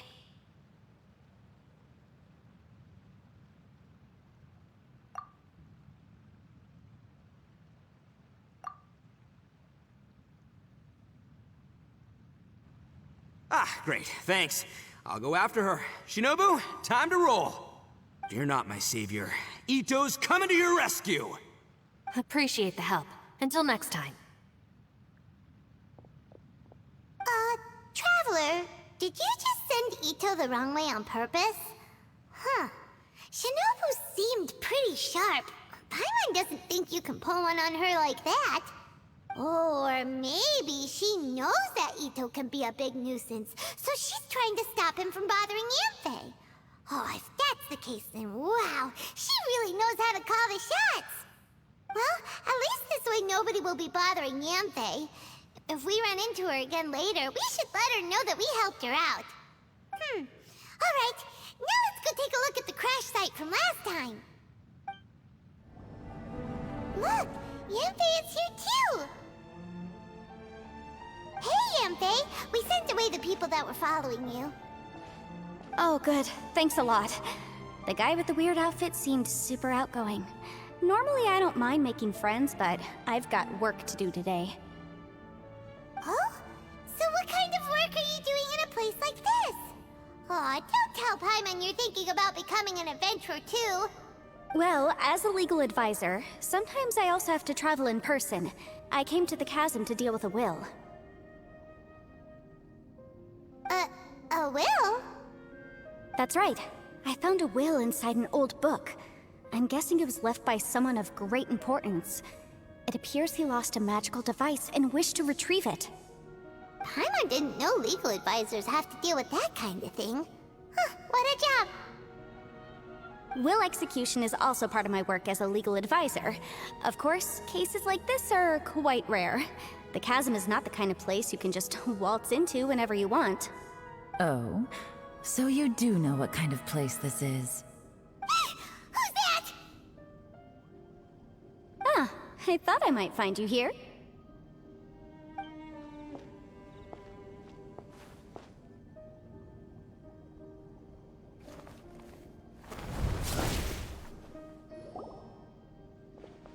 Whatever case you're working on in the chasm, I'm sure Liyue's top legal consultant can handle it without my input. Huh, that's funny. I thought we'd established that my legal opinion doesn't count for anything when Yelan's around. Who is she? This is Yelan. Liyue's, well, let's just say she works in the Ministry of Civil Affairs. I can at least say that much, right? Anyway, she's a friend of mine. Sure. Coincidentally, I have something to do here as well. Seems chance has brought us all together. You may not know me, Traveler in Paimon, but I've certainly heard about you. You're all here on business, and it's my job to monitor the chasm. According to regulations, I should accompany you. But, as it turns out, I have other things that require my attention. I'm afraid I can't join you this time. You may go about your business. Just try not to make a ruckus. Oh, that's most unfortunate. I was about to ask for your assistance. Could you spare a little time to help me take care of this will? For old time's sake? I don't know. Depends what's in it for me. Fair enough. I suppose even a guide needs to get paid. It just so happens that Madame Ping gave me some nice tea. I'll treat you to a cup if you agree. Why don't you tell me a little more about how you got here first? Then I'll... Hey, you! Ito? What is he doing back here? I know what you two did. You really tried to throw me off, didn't you? Well, and I thought we were buds. That's close enough. Huh? Who are you? Sorry, this area is part of the chasm. It's closed to the general public. Are you kidding me? I don't see any warning signs or fences. What gives you the right to keep me out? Kid, where there's real danger, you'll never see a warning sign. Paimon never knew this place was so important. It's true. This is not a place you can just go in and out of as you wish. That's also why I didn't want anyone to follow me. Unfortunately, you didn't listen. The Traveler has done a lot for Liyue in the past. And Yanfei is a renowned legal consultant in Liyue, so I can trust their intentions. As for you two... Hey, what's that supposed to mean? You trying to say that I'm not famous enough and my intentions are no good? I don't know your background, so I can't give you free passage here. Besides, Yanfei doesn't seem to need your help, does she? Ha! How would you know what Yanfei needs? What, are you two joined at the hip or something? Right. Anyway, I don't need to be a mind reader to see that. In any case, as a visitor from Inazuma, I'd suggest you defer to a local when in doubt. Stick to the local rules and keep yourself out of trouble. Why, you? Please, try not to be so impulsive. She is right, you know. Uh-oh. Things are starting to get a little heated here. Oh, not good. He really shouldn't start butting heads with Yelan. It's true that we don't know anything about the unique conditions of this place, so we'll heed your advice and leave immediately. But if this really is a dangerous area, seriously, you should put up a sign.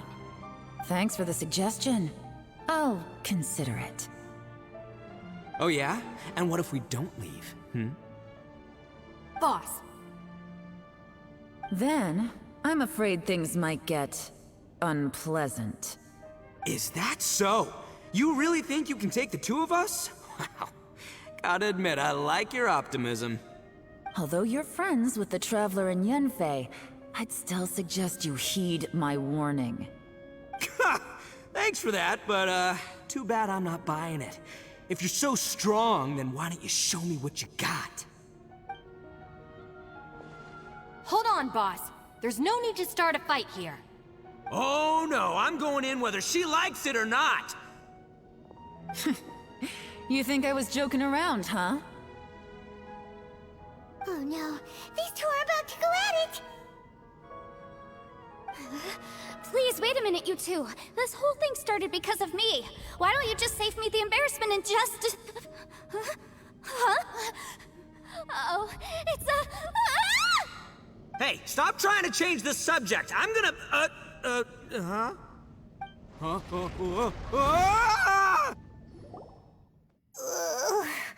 Ouch! What happened? Oh, hey, are you alright?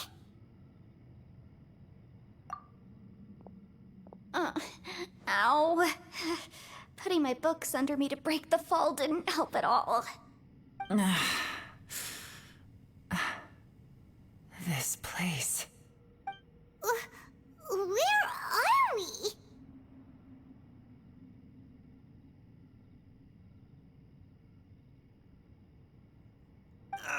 I'm gonna feel that in the morning. Hey, Shinobu, Traveler, and my savior. Is everyone okay? Well, this is an unfortunate turn of events. Hey, so, how far down did we fall? It seems the ground collapsed during our little confrontation up there. Perhaps because we triggered the elemental forces. Well, don't look at me. If you weren't so rude, maybe I wouldn't have gotten mad. Who can put up with that kind of dude? It's my duty to stop intruders from breaking into important places. If telling the truth sounds rude, then I'm afraid you're just a little too fragile. Hey, life's too short to give in all the time. Boss, I'm afraid you're not going to win this argument. I suggest we stop provoking her. Hey, whose side are you on here? I'm simply pointing out the facts. I understand how you feel, but you're making my life difficult by starting random fights with everyone. Looks like Ito can't argue against either Yelan or Shinobu. He's in a real tough spot now. Hey! What do you mean? Don't you dare compare Paimon to Ito! Whoa, whoa, what do you mean? You looking for a fight too? Paimon was just saying how it is! Everyone knows you're a bit of an idiot. You calling me an idiot? Oh yeah?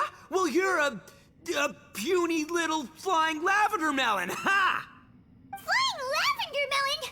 Oh, that's it! Paimon's mad! Time to give you an ugly nickname!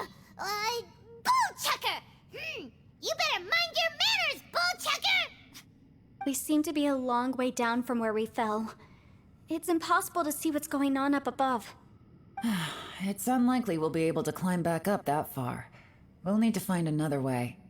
I'm sorry to interrupt your lovely little chat here, but I think there's something you may need to know. The chasm is regarded as a mysterious area in Liyue. It was sealed off for years due to a mining accident. Whatever goes on down here, I suggest you remember this. You didn't see anything, You didn't hear anything, and you're not gonna ask any questions. Save you from getting caught up in things you shouldn't know about. I won't treat you as hostiles, and in exchange, I hope you won't make things difficult when it comes to keeping secrets. I'll do what I can to find a way out. Huh? Well, where does she think she's going? Like she said, to search for an exit. Chances are that Yelan is the best among us at survival and handling emergencies. We should just let her go. I'm afraid I must apologize. I don't typically disclose details of a client's will to third parties, which is why I couldn't tell you the truth. I'm sorry. I came to the chasm in search of the fantastic compass, which is mentioned in the will. Many years ago, my client gave this magical device to someone ambitious, hoping that it'd be handy in times of need. According to an eyewitness account, the person who received the device took it into the chasm and has been missing ever since. Throughout history, many wars have been fought in the vicinity of the chasm. Even if that person died in one of the wars, I still wish to do my utmost and find the device and fulfill the client's wish. Yelan's words of caution were not unwarranted. There are dangers lurking in the chasm. I'm sure you've all realized that by now. Given that we're all caught in this mess, let's try to find a way out together. Whatever you say, my savior. I'll do whatever you ask. From now on, we're a team. All of us. And as for that big jerk, well... I guess that includes her too. You said Yelan works for the Ministry of Civil Affairs, huh? Paimon can tell she's tougher than most, but... wow. Her job sounds demanding! Well, that's what she tells outsiders. I can't disclose too much about her identity, but I'd say she's the only person who can handle this type of work. What kind of lame job would have someone go out to the middle of nowhere? Oh, Paimon knows! An adventurer! Hey! What's with the face? Oh, did Paimon say something wrong? That's literally what the two of us do, isn't it? You're so stingy these days. Oh, just let Paimon be an adventurer by association, okay? Yeah, she's got a point, Traveler. You're Paimon's boss. Take it from me. As a great leader, you should learn to be a little more generous. You know, let your sidekick share some of the glory. Ugh, you really don't understand anything about us. Paimon, don't take him too seriously. He's just joking. Ugh. For the sake of Shinobu, fine. I'm the boss, so I'll let it slide. Perhaps this was another sealed location, but an undocumented one. What could be in here? I've got some food and water on me. If anyone needs some, just let me know. Great! You know, Bullchecker, you may not be the sharpest tool in the shed, but your subordinate here seems super capable and reliable. I know. Isn't she the best? Hey! I am too a sharp tool! There seems to be an entrance up ahead, with a path inside. Wonder where it leads to. Well, let's go take a look.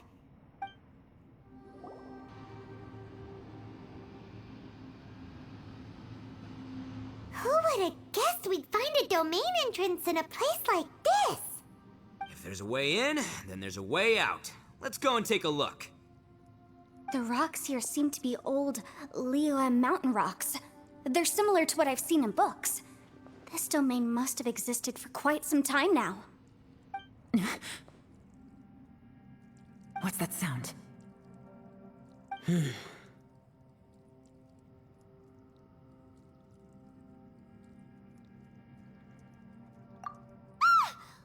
Oh, it's Xiao.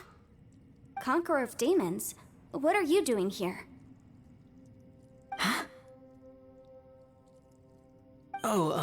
I came down from above. I heard a noise, so I followed it here.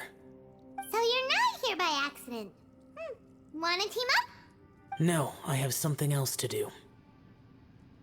I'm looking for someone. You shouldn't be here. I would urge you to go back as soon as possible. Well, that's Shows up without a warning and disappears without a trace. Huh. That guy looked pretty tough. Maybe almost as tough as me. Seems like a solid dude. Seriously, Bullchucker? Where do you get your confidence from? Should we really be letting him go off on his own? Oh, he wouldn't listen no matter how much you tried to talk him out of it. He is super tough though, so don't worry about him. Everyone, keep your eyes and ears peeled from here on out. We don't know what lies ahead, so we have to be ready for anything. Oh, look, I'm happy to say we're all on the same team and everything, but could you cut the little speeches and the whole follow the leader act? I, for one, think I should be able to look after myself. Boss! Okay. Besides, Yelan is just looking out for everyone. You know, Bullchucker, you're a guest here, so maybe try to get along with everyone. Ha!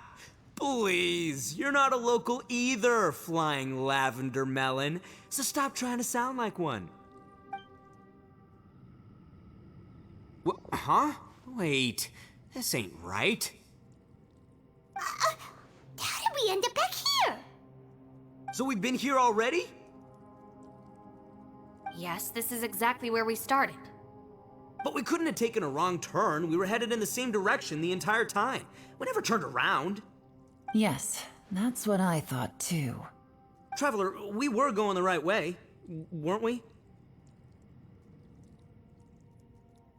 How strange. There's a legend in Inazuma about a merchant who was tricked by a Bakedanuki one evening and kept circling around the same place the whole night. Even by dawn, they still hadn't found a way out. Yeah, Paimon's heard that one before too. So we're all familiar with the story then? Good, because I'm pretty sure that's what's happening to us right now. But fear not, I happen to have a certain sidekick who can exercise yokai and spirits and whatnot. Let me summon him real quick. Unbelievable. An Oni who's friends with an exorcist? Huh. What an open-minded guy. For the boss, ignorance is a virtue. You're up, Ushi! Go get that spirit. This is Ushi, an auxiliary member of the Arataki gang.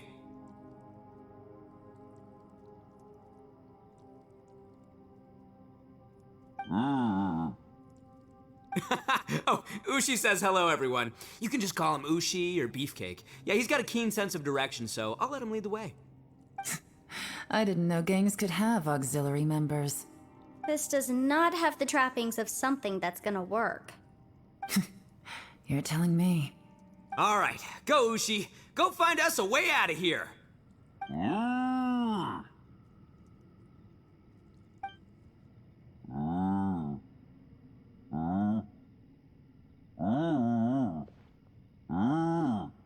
Huh? What's that?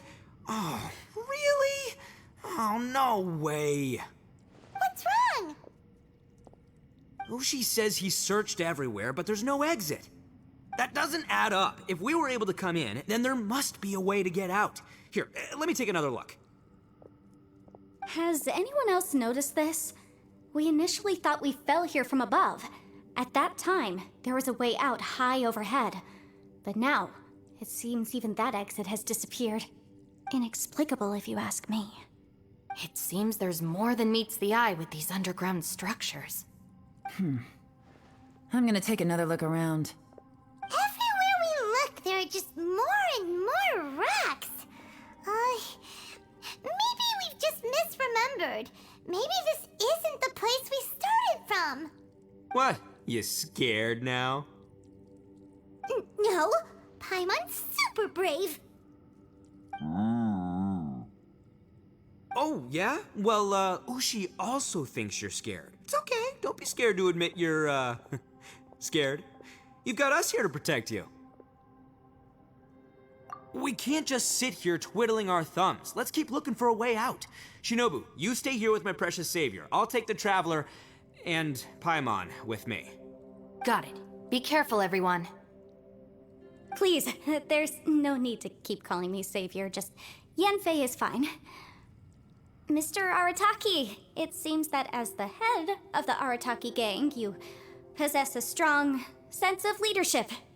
Ah, too kind, too kind. And just call me Ito. Since we're a team now, we should have each other's backs. Paimon, if you feel scared again, I can cover your eyes for you.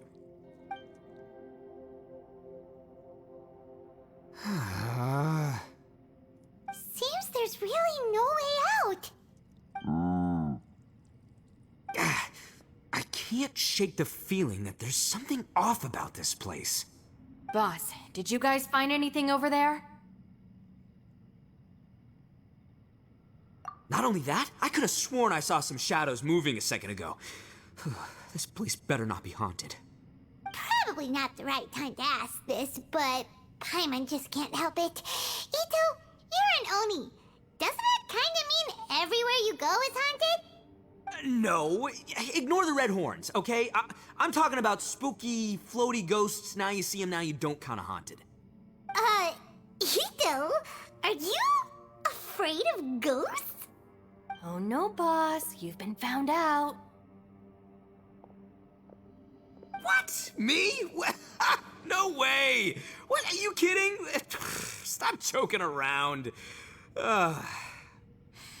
Seriously, though. Looking at you, Paimon suddenly doesn't feel scared anymore. Hey, Bullchucker, if you're scared, Paimon can cover your eyes for you. Maybe I should make better use of my time.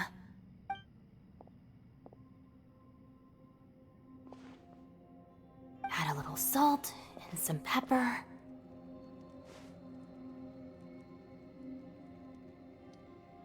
Yeah, roasted lavender melon is delicious. You can try some when it's done.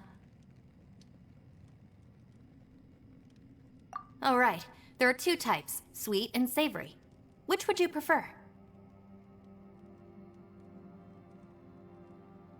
Alright, you can try them both then. It's important that we remain calm, especially when we're in the throes of a tough situation like this. If I'm reading the situation correctly, there seems to be some secret here that the boss and I are not supposed to know about. But don't worry, I'll distract the boss while you discuss things with the others. Oh, I thought I smelled something cooking. Would you like some Yunfei? Thank you, but I'm not hungry. You guys go ahead. Oh, and by the way, I haven't seen you in a while, Shinobu. Yeah, it has been a while, hasn't it? The last time I saw you was when you taught one of my classes as a substitute while I was studying in Liyue. Substitute teacher? Ah, yes, now I remember. It was during winter, wasn't it? Yes, I remember everyone said your lecture was very interesting. Now that I think about it, I should call you Senpai. Ooh, I like the sound of that.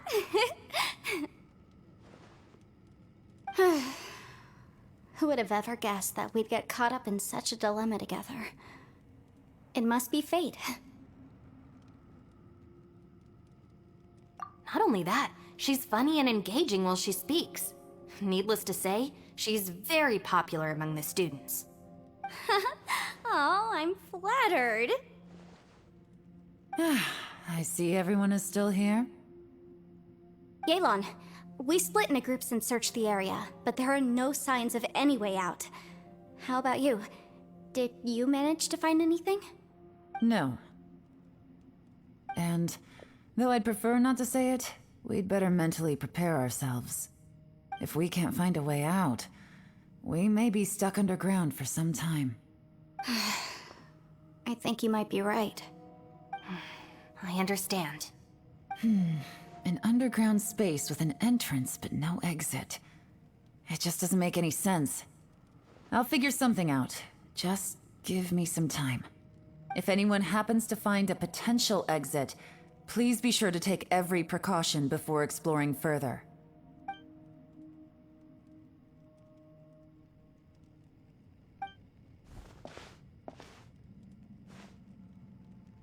Hey, Traveler, what's with the serious face? Do you have a plan? Xiao! Oh, right! Do you want to get in to help us? Sure! Let's give it a shot!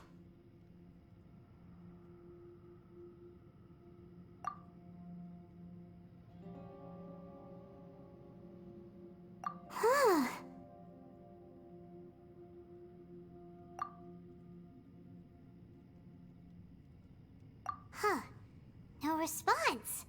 Paimon thought Xiao would come no matter where we are. Oh no, does that mean even Xiao can't sense our presence here?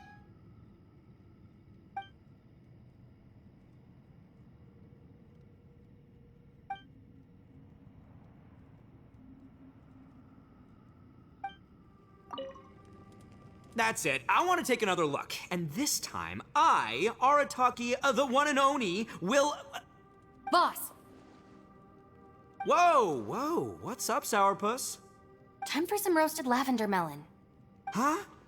We're trapped in a life and death situation underground, and you're telling me it's time for roasted lavender melon? Interesting. You hear that? Ushi says you're completely right. Wait, hold on. Whose side are you on, Beefcake? It's important to stay replenished. We must keep our energy and morale up in preparation for facing the unknown. Even Ushi knows that. Fine, you two... hey, are you already eating? Well, hold on. Is it still warm? Oh, that does smell good. Fine. Yeah. We'll have a quick snack, and then we'll keep looking for a way out. Hey, don't eat them all. Leave a couple for me. Who could have ever guessed we'd get trapped in a place like this? It's quite the predicament. For all the studying I've done in my life, all I know is how to land people in prison. I don't know the first thing about breaking out of one. I've even made a contract with my father to live a happy life. I can't give up hope now. Try and stay positive. At least I've explored a new place and seen more of the world while reuniting with some old friends. Yeah, there's still a silver lining, I guess. Our situation is grim. There doesn't appear to be a way out for now. We should be prepared to stay for a while. Fortunately, we don't seem to lack supplies, and even our motley crew has people who can keep their cool when the stakes are high. Just focus on taking care of yourselves. I'll figure out the rest.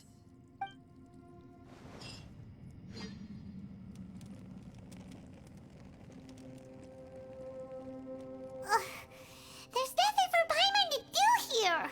So boring. Oh, how Paimon longs to stretch her legs and run free in the world outside again.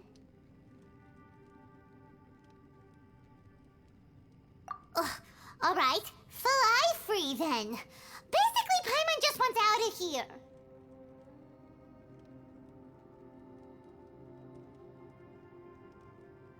Just a day? No, it feels like we've been down here for months. Maybe not months, but at least like 20 days, surely. Yo! Thought I heard you chatting over here. Oh, hey, Bullchucker. Well, everyone, I just completed another survey of the surrounding area. Still nothing has changed today. Here, have some water and take a rest. Thank you, Shinobu. It's easy to forget to keep hydrated down here. Out! I want out! All I want is to cruise the streets and have beetle fights again. Boss, remember there's your image to consider. But it's so boring. Walking around this hole every day. If only I could slurp some ramen and see the beautiful flowers again. Ramen? Wait a minute. Speaking of ramen, Traveler, are you hungry? I'm not hungry either. But let me pose the question this way. Who is the biggest eater among us? It's definitely not me. Hey, what's everybody looking at me for? Well, it's definitely not me. If anyone, it's this one right here. Huh? What are you looking at Paimon for? Paimon, are you hungry? No. Paimon's not hungry. Why do you ask? If that's the case... Huh? What am I missing here?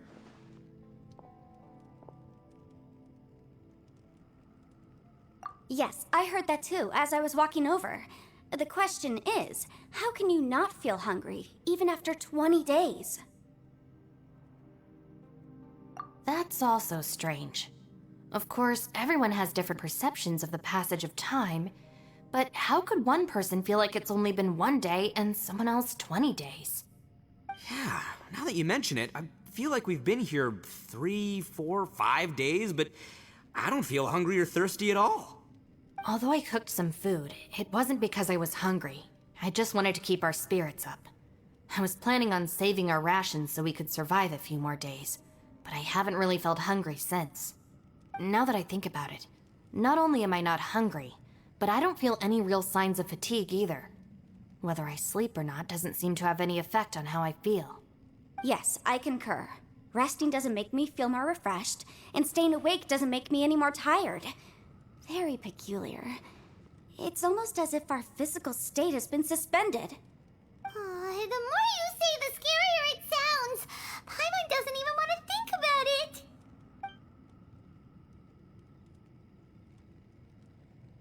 Huh? What's wrong, Traveler? Did you think of something? That's pretty weird. Sounds like the little dude must be in danger. But he is an Adeptus. This kind of situation should be no trouble for him. I fear that this problem underground is bigger than we thought. I found something, everyone. I just discovered a new path over there that seems to lead to an unknown area. You mean a way out? Oh, finally! Yay! You found something! Oh, please, please be the exit! I still suspect things can't be that simple. We should all stay prepared for whatever comes. Huh?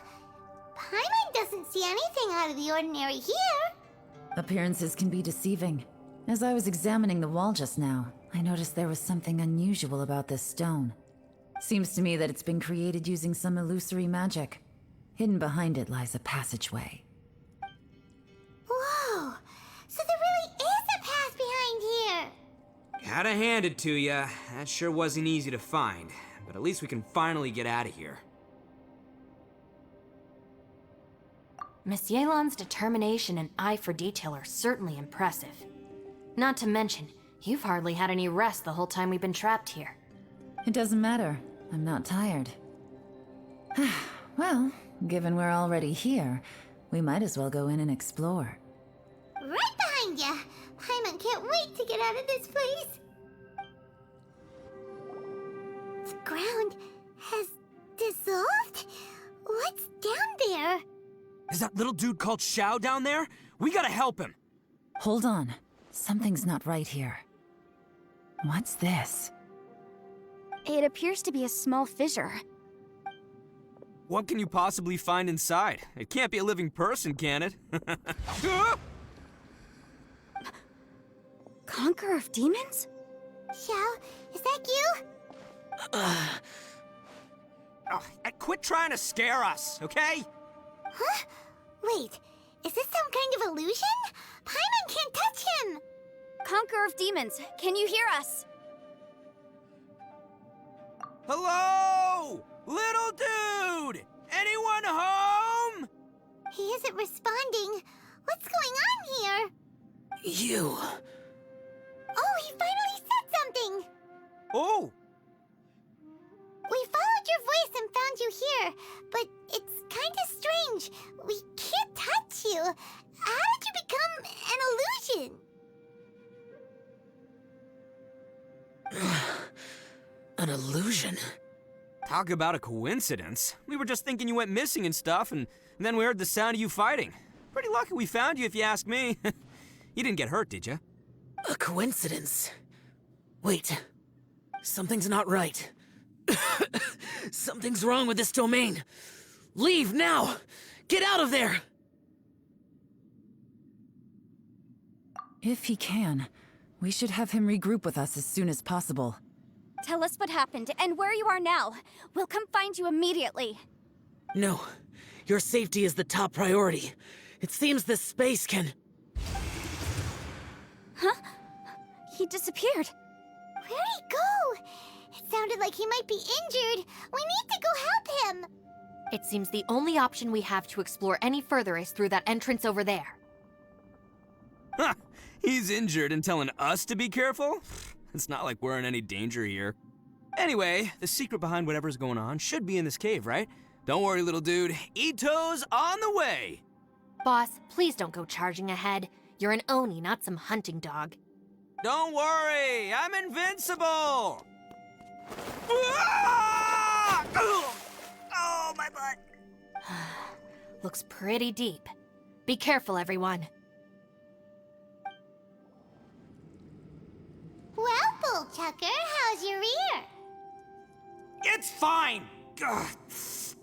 My butt is tough! Go ahead, you can cry if it hurts. I promise I'll try not to laugh. What do you mean, try not to laugh? You should be feeling some serious sympathy for me right now. But wouldn't feeling sorry for you be a violation of your dignity? Besides, it's harder not to laugh when I'm not the one in pain.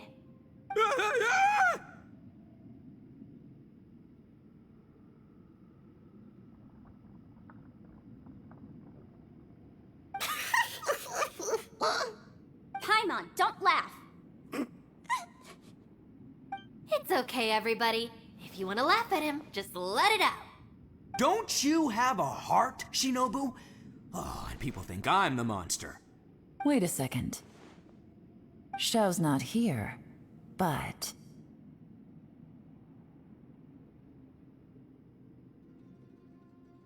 Seems a little out of place here, don't you think? Maybe it's some sort of, I don't know, an emergency shelter? There was a picture book I read once that said nice people sometimes build cabins in dangerous places so that anyone in trouble can take shelter inside. Our little dude must be inside then. Yeah! I wouldn't be too sure about that.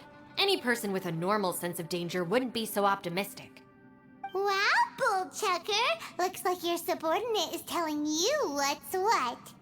Oh, I believe she was talking to both of us. Yeah, so you can wipe that smug smile off your face. All right, watch and learn, Shinobu. This is why I'm the boss and you're the deputy. If no one is macho enough to open the door, then allow me. Step aside.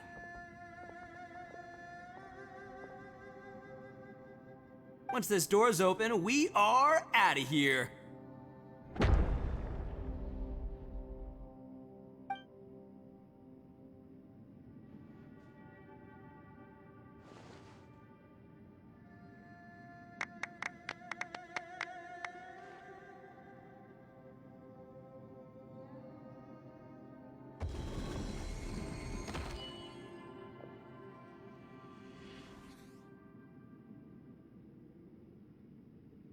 Eviloni, be gone! You heard me! Get out of here! Ah!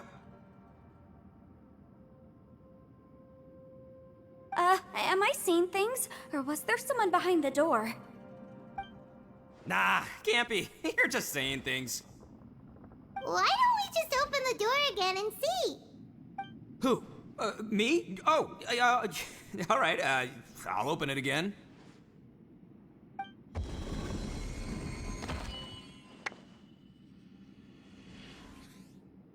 All you do is goof around all day. You're a bad influence to our child. Be gone!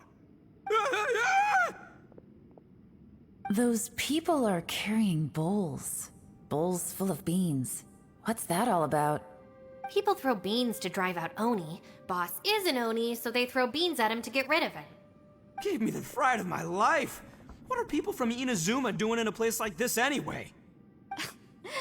Calm down now. You're a person from Inazuma too, you know. Hey, let's get one thing straight, all right? I'm not a person, I'm an Oni! Right, but that's not the point. The question is, does this door lead to Inazuma? Huh? How could that be possible? Ugh, this place is so weird. Paimon's starting to think it really is haunted.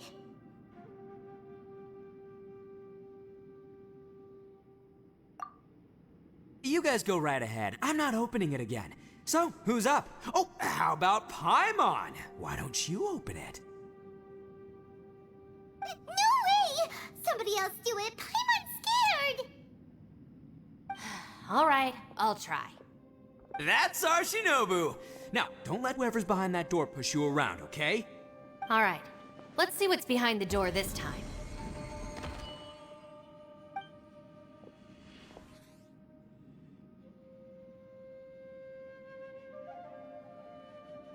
Still reading, Shinobu.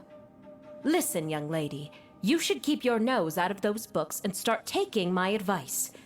I've already found you a perfectly good job as a shrine maiden at the Grand Narukami Shrine. You'll be far better off there than... Shinobu? Who is that? No way! Was that who I think it was? Oh, this is embarrassing. That voice was my mother. This is one place I wasn't counting on having to hear that speech again. Your mother wanted you to become a shrine maiden? The whole reason I came to study in Liyue was because I didn't want to become a shrine maiden.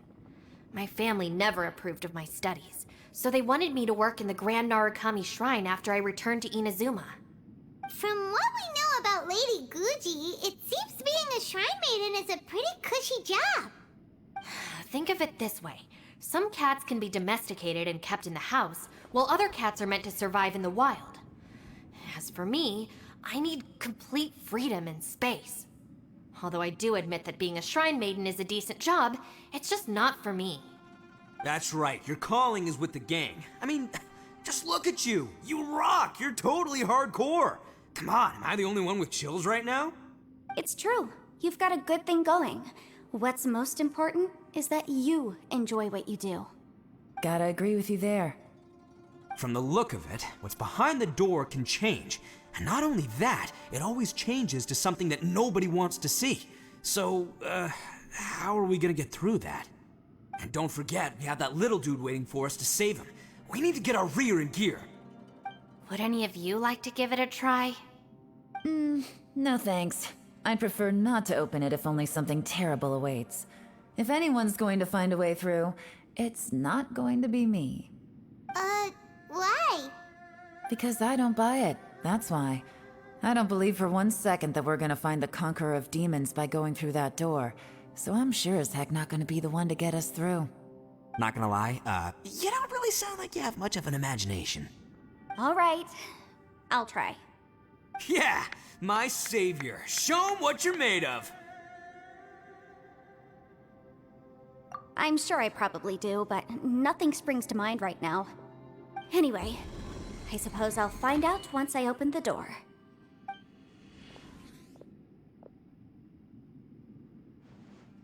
You old geezer.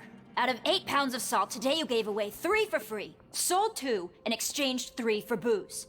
How much money did you actually make in the end? Huh? But didn't you tell me to sell things as I pleased? Why can't I give the customers something for free? You fool! You told the old man next door to come and fetch the salt. Well, he broke his leg on the way over, and now his son is asking for compensation. Seriously. Huh. A civil dispute. Didn't see that coming. Who were they? No one in particular, but it is a prime example of the many difficult civil cases that I've had trouble handling before. So you mean you don't like handling disputes over petty matters? Not exactly. What I mean is that I don't like working with people who cannot let go of trivial grievances, especially of the kind you saw just now. They start with good intentions, but end up making a big fuss. It's not long before those good intentions plunge into injury and accidents. It's always a shame. It's my desire to solve problems for people. That's why I became a legal advisor. It just seems that I still can't fully comprehend the complicated minds of some people. I understand what you mean. The human mind is probably both the most complicated and tragic of things. I suppose there's no need to discuss this any further. Does anyone else want to try the door?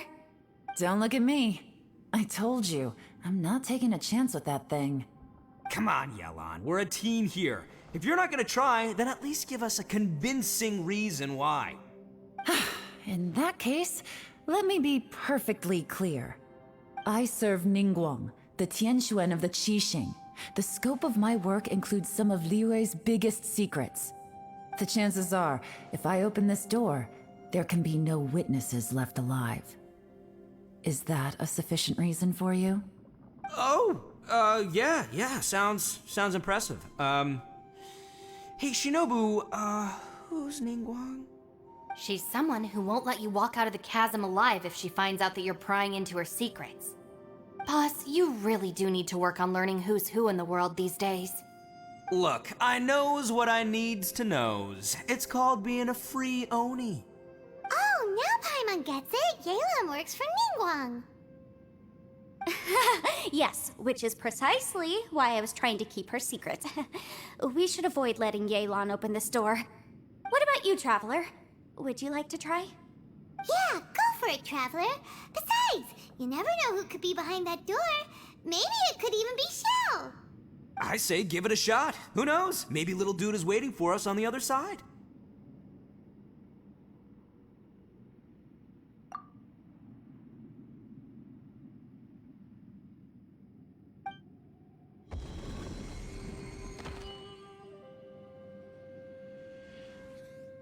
So, wait. What's Paimon looking at?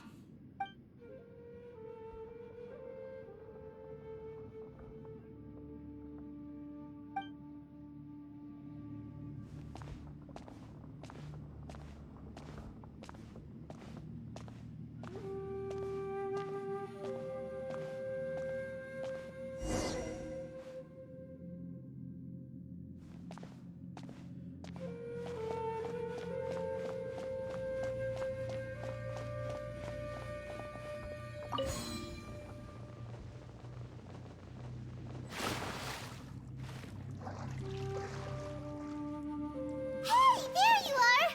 Whew, you sure had Paimon scared. We couldn't open the door after you went in. Everyone was super worried about you. Are you okay? Did you find anything, Traveler? So, did you find the person we want to rescue inside? Judging by the look on your face, I'm guessing you saw something a little unpleasant in there?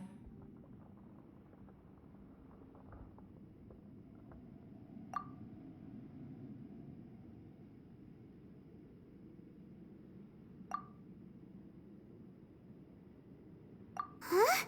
How could that be? Don't worry. Paimon will keep searching for him with you. Cheer up! Stupid door! I'll smash you to pieces!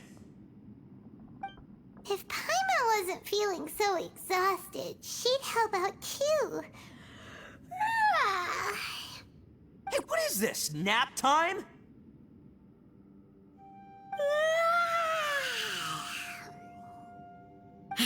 So let me get this straight. Not only did we not find Xiao through that door, we saw all the things that we wish to avoid. I'm starting to have a very ominous feeling about this domain. It's constantly changing, and its changes seem to be targeted at us. Huh? What do you mean? I feel the same way. We need to watch our every step. There is definitely more to this place than meets the eye. I concur. We came here following the Conqueror of Demons, but we ended up only finding a strange door.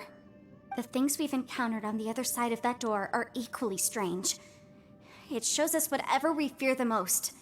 We're in a space that defies common logic. On top of that, I'm starting to feel tired after that experience. But I thought we'd established that getting tired doesn't happen down here. The phenomenon hasn't reached a lethal stage just yet. Otherwise, we would have starved to death without eating for so long. I'm starting to worry that we're being affected by the changes in this space. In order to avoid the sudden accumulation of hunger and fatigue, we should eat and rest regularly from now on.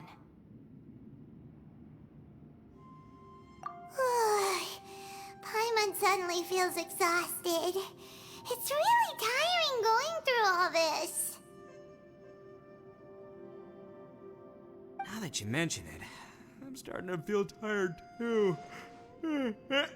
No, it's all just an illusion! I will not let my mind play tricks on me. Paimon's whole body just feels so heavy now. According to the current evidence, it seems our physical condition was suspended in this space before, which granted us immunity to the effects of fatigue and hunger. But now it seems that mental fatigue is unavoidable.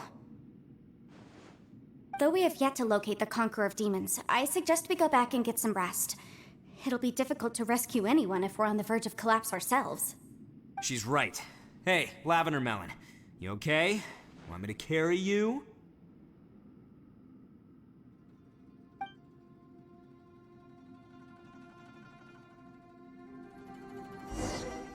You haven't slept at all. Are you sure you're okay? This place seems even more perilous than we first thought. Don't worry about me. Staying focused under pressure for as long as it takes is my specialty. Now, if I'm not mistaken, looks like you've got some new ideas. How could you tell? It's my job to keep tabs on people. I figured as much. They're just preliminary ideas at this point, but I haven't completely thought them through yet. I'll tell you more once my ideas have taken shape. Sure, sounds good.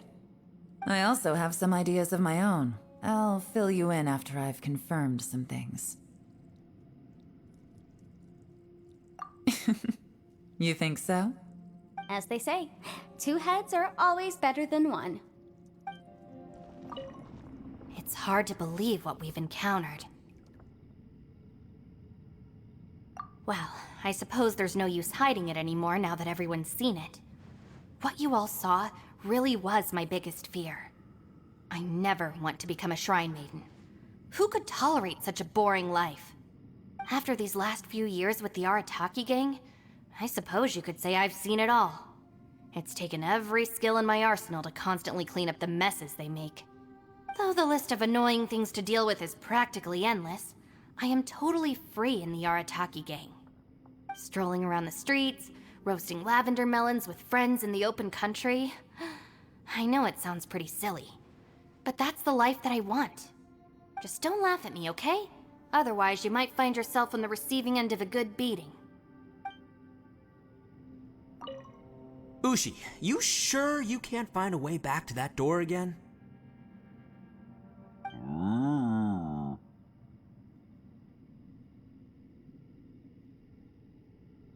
Ah, perfect timing. I was just having a chat with Ushi about that. You know what? I can handle those mean people behind the door throwing beans at me, but causing trouble for you? Nuh-uh. That ain't gonna fly with this guy. What? There's nothing we can do? Listen here, Beefcake. You shouldn't give up so easily.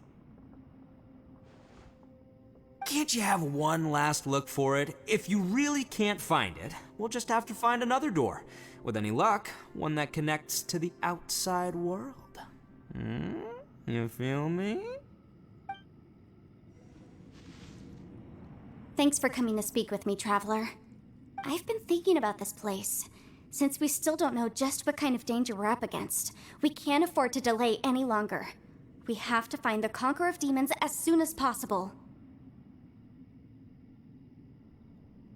Don't you think it's a strange coincidence that as soon as you told us about the Conqueror of Demons, we heard his voice in that place? It almost seems deliberate, as if something was trying to convince us that the Conqueror of Demons was there in order to lure us into the unknown. I have a theory, but I can't tell the others just yet. I don't want anyone to panic. Judging from the Conqueror of Demons' reactions, I think that he was somewhere else, but his voice and image were projected to our location. Is it possible that we've entered into a chaotic space? We're seeing things in people that shouldn't be here, even ghosts. And we don't feel hungry because the state of our bodies is suspended. It's as if time itself has stopped for us. If that's true, it means we've entered into a place where normal logic doesn't apply. When you put it all together, everything points towards one possibility. This is a place where time and space are thrown into chaos. And yet, if it's truly chaotic, how did we find our friend's voice even when we had no idea where he was? It doesn't make any sense. Unless this space wanted us to hear it. Which brings me to my next point. I also have a theory about our encounter with the Conqueror of Demons earlier. I submit that we didn't actually see the Conqueror of Demons. He was somewhere else. But his status was transmitted to us through some kind of mind-bending spatial alteration. Traveler, you said you saw the abyss in that room, didn't you? At first glance, that door may seem like a prank. It shows you whatever you're afraid of, but if it manages to lure you inside, there's no way of knowing what might be in there. One minute, it's playing a joke to get you to lower your guard. The next, the danger is real, and it's trapped you. This space is a powerful opponent. It wants to use our minds against us. But I'm not gonna sit here and do nothing. Do you remember that small spatial rift next to the dissolving ground? It felt like spatial magic, but it seemed much more powerful than usual. When we saw that illusion of the Conqueror of Demons, it seemed like he wasn't expecting our spaces to intersect at all, and was even more surprised that we could hear and see him. I think that this space purposefully transmitted the Conqueror of Demons' voice to lure us into a trap. But I also think it didn't count on that spatial rift happening. In other words, the fact that we saw and spoke with the Conqueror of Demons was never part of its plan. Yes. Also, I had a good look around after coming back. I have a feeling that these chaotic spaces are constantly intersecting with each other, meaning that anything is possible. I think this gives us an opportunity. If the space creates phenomena meant to deceive us based on our imaginations, then we have to keep imagining, Traveler. If we try to stay calm and listen carefully, maybe, just maybe, we'll hear the Conqueror of Demons' voice again. Can you feel that? Let me see. I think it's here. And break! I secretly learned Yelan's illusion-breaking method without her knowing. Really didn't expect that to work. The sound came from behind this illusion. Let's go in and take a look.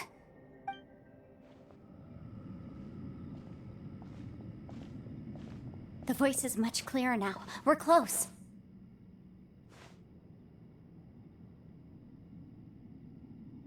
Conqueror of Demons, can you hear me? It's Yanfei. The Traveler and I are trying to find you. Traveler? Yanfei? It worked. Are you okay? I'm fine. Listen to me. It's chaotic here. We may not be in the same space, but sometimes the sound can get through, which means these separate spaces intersect from time to time. Everything is chaotic here. No. The darkness that sullies my soul is harmful to mortals. Right now, we have more dangerous things to worry about than that. This space is using our urge to find you to lure us into traps. Without you here with us, our search for you could very well lead us into danger. So, you're in danger too?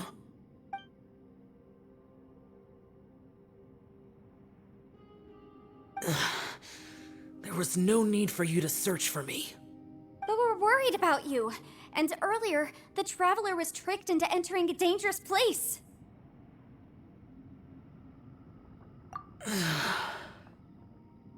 How do we meet? Conqueror of Demons, can you find out where our voices are coming from? Find the spot where our voices are the clearest and try... something there. It might work. I see. The spaces may intersect amidst the chaos. By try something, do you mean... Hurry! If we miss this chance, we might not get another one.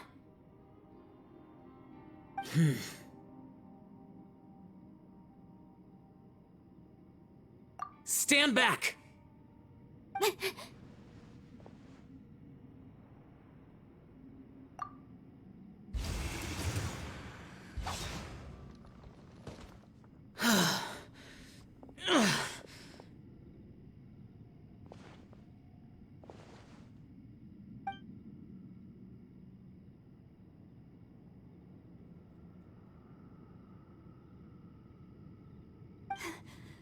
Let's get him back to the camp.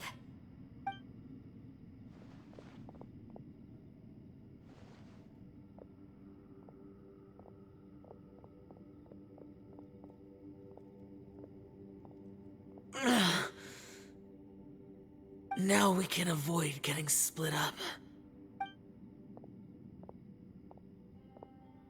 Oh.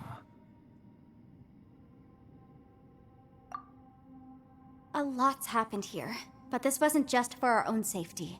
You're injured. We can't just leave you alone. It's just a flesh wound. I am fine. I shouldn't let myself be a burden to you. You're not a burden. Don't think that for 1 second. We need you, all of us. For our sake, please, stay here, please. Fine. As you wish. You're injured. Get some rest. Everything else can wait.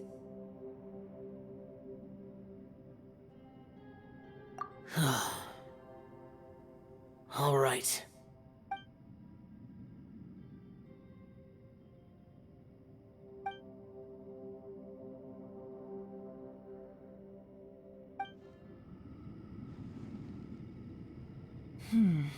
As expected, something strange is going on here.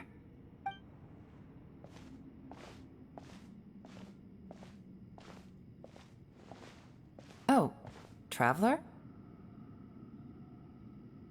You're both here. Great. I want to talk to you.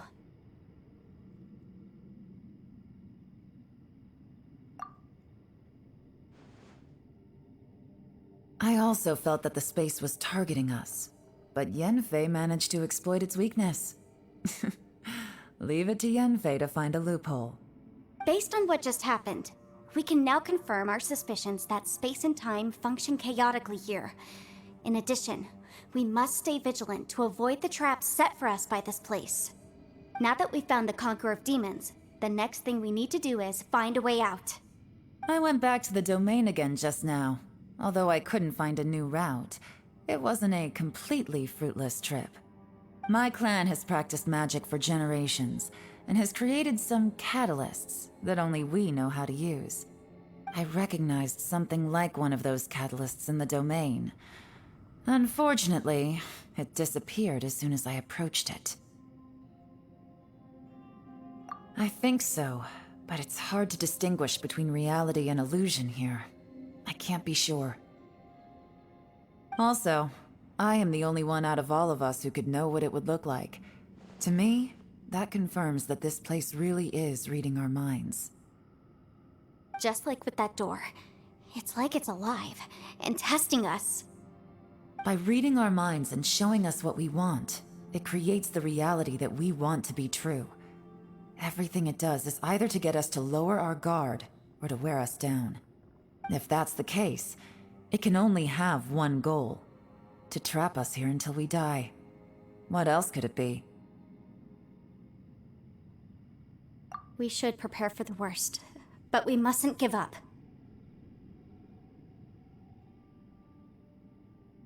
I've always known there were secrets hidden in the chasm, but even the Qixing have never heard about anything like this.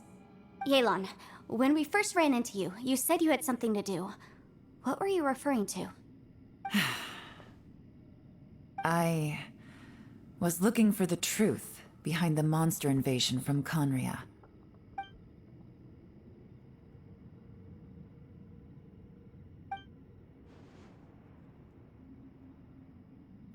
Please keep everything I'm about to say to yourselves. No one else can know. Otherwise... We got it.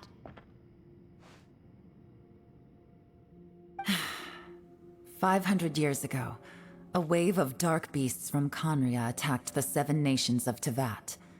Naturally, Liyue was also affected. Under Rex Lapis's command, the Millelith fought hard to hold the front line near the chasm. But these were vicious beasts, and this was the most desperate battle Liyue had ever faced. At a critical moment, someone distracted the monsters and led them away. Just when all hope seemed lost, the tide turned. The Liyue army eventually won the war, but there were many who never returned. 2 of my ancestors took part in that war, and the one who made it back went insane. Everything about it was strange. The current generation of Qixing knows very little about these events, and very few came back from the chasm alive. Finding out the truth has been a waiting game. The day the chasm was unsealed, I put in a request to be transferred here, so I could finally learn the truth of what happened back then. But this place we've ended up in, and the possibilities we're facing, it's all far more terrifying than I'd imagined. We can't give up. Right now, our #1 priority has to be getting out of here alive.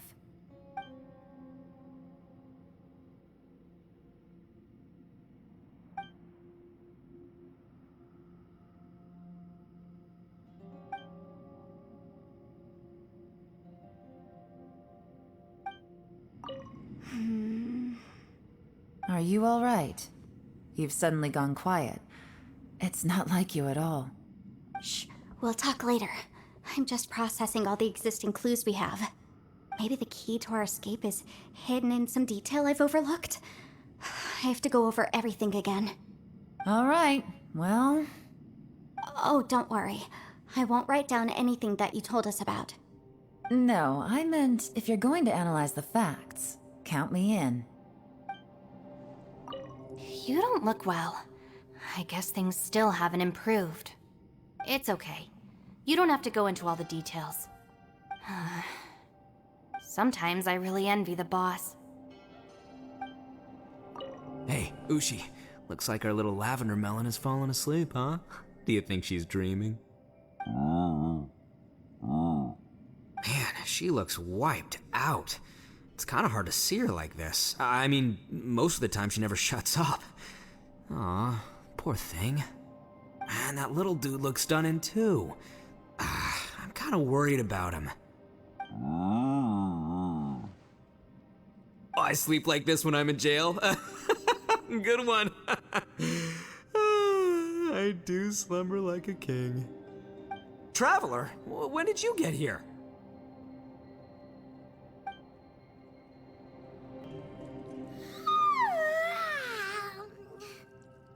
Wait, where are we?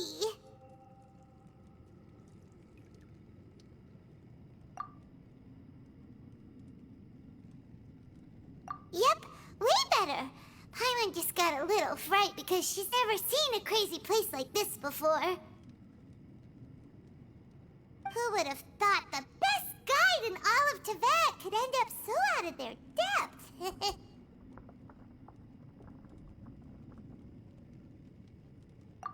Yeah! So anyway, Paimon just had the weirdest dream. There were cattle mooing constantly. Yeah, just like that. Aw, Ushi, were you looking after Paimon?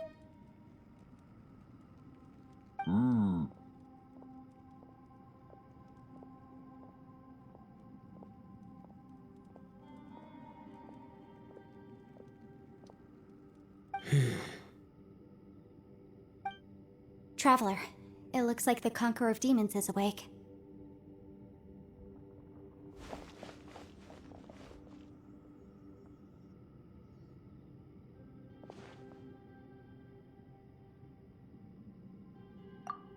I'm fine. Don't worry.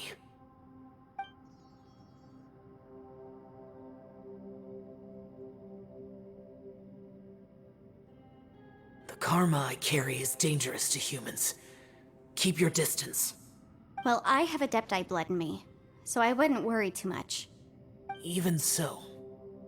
What happened while Paimon was sleeping? How did Xiao get here? With a little help, I was able to find my way here.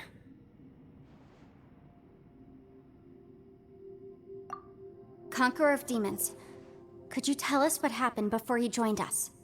No need to be so formal. Just call me Xiao. Oh, sure. It was a senseless battle. I came here looking for someone, but when I found them, they weren't anything like how I expected. Madame Ping says that you usually base yourself at Wangshu Inn to guard the main road through Dihua Marsh. It's unusual for you to go looking for someone yourself. Are they an Adeptus? I'm looking for a Yaksha called Bosacius.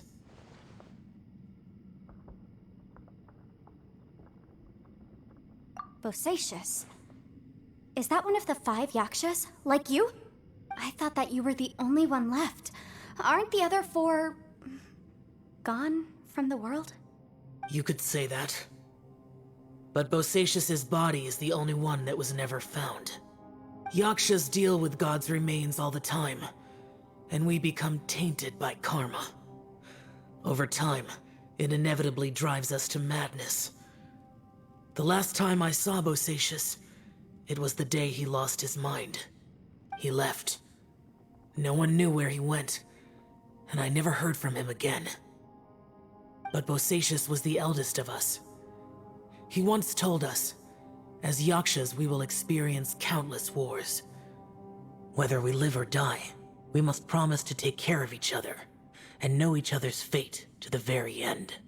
Did he forget his promise because he lost his sanity? It's possible, but I did not. I am the sole survivor. So it is my duty to find out the fates of the others. What made you come to the chasm? Did you hear something about Bosacius being here? Did you know that 500 years ago, the beasts of Conria invaded the chasm?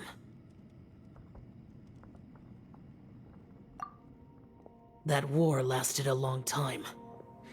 It is said that in the midst of the battle, a brave Yaksha was seen putting up a heroic fight, but no one knew the Yaksha's name. But there were many more than 5 Yakshas in total, so there's no guarantee it was Bosacius. Wow. But you must think it was probably him if you came here to investigate, right? I am by no means certain, and I didn't have any other clues except for this one. But Bosacius was proud. If he had taken part in that war, he would have announced his name. So at first, I thought the nameless Yaksha couldn't be him.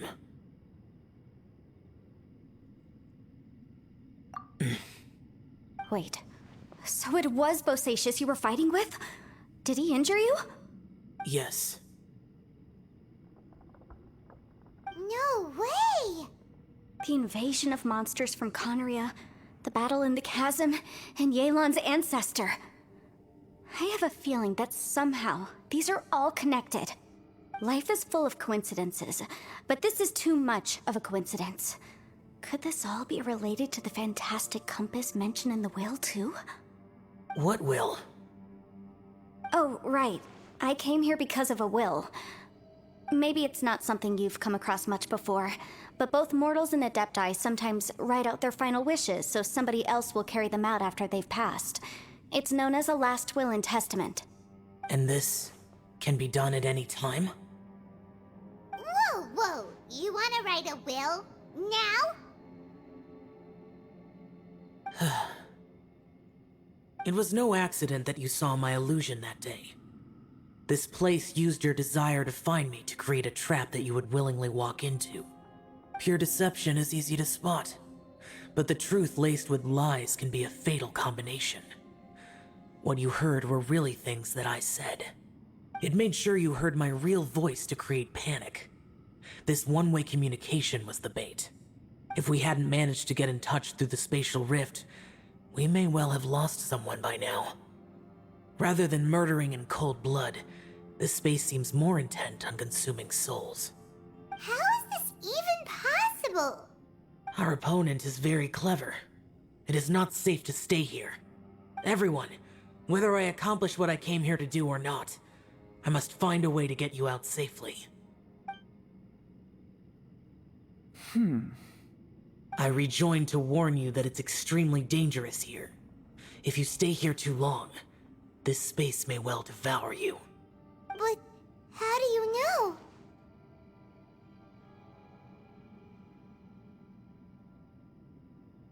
You might become a shadow of your former self, wandering the underground like a lost soul.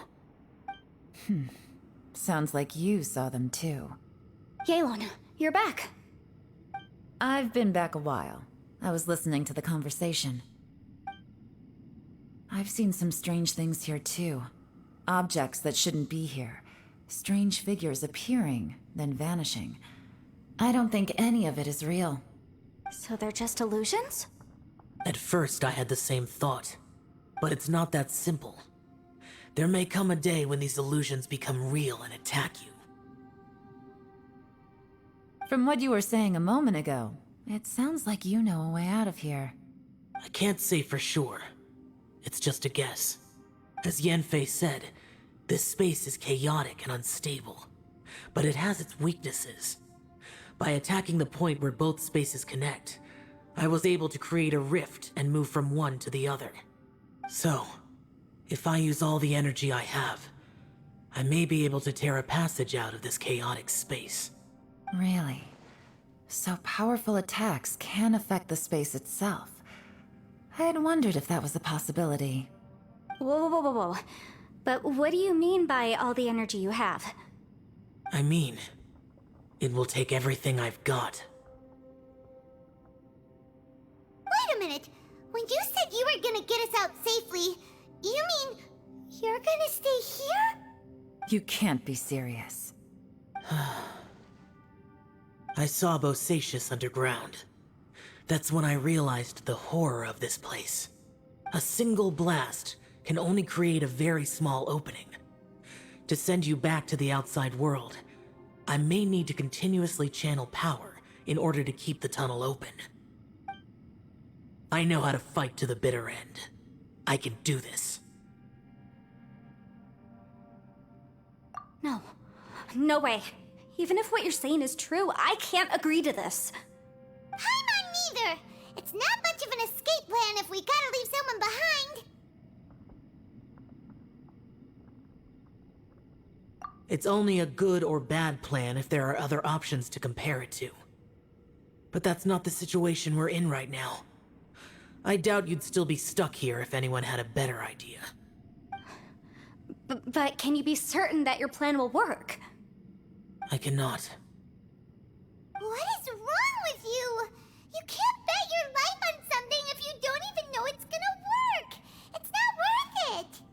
To conclude, I'm not agreeing to this plan. What if I told you, this is my last will? You? Ugh. That's your strategy, huh? No offense, but we have no guarantee this plan of yours will succeed, or even that it's safe. You said it yourself. Yakshas pose a danger to humans. You really expect us to accept your self-righteous plan just because you say so? The battlefield is a treacherous place. Every opportunity you take, you put everything on the line for. If you fear sacrifice and failure, you can never be victorious. I've been in my fair share of treacherous battles, so I know full well that you never bring up extreme measures like this until the very, very end. You say these things in the hope that we will understand and accept them. But if you don't even know that your self-sacrifice is going to pay off, all you're doing is hurting morale. Besides, if you were really so determined to end it all, you wouldn't have given us the opportunity to share our opinions. You think you're oh so cold and ruthless, but I'm not buying it. And anyway, losing one of us so the rest can escape? Some victory that is. Yelan, don't be so harsh. Point is, it's not time for drastic measures yet. It's possible there's a hidden passage leading to the exit that we just haven't discovered.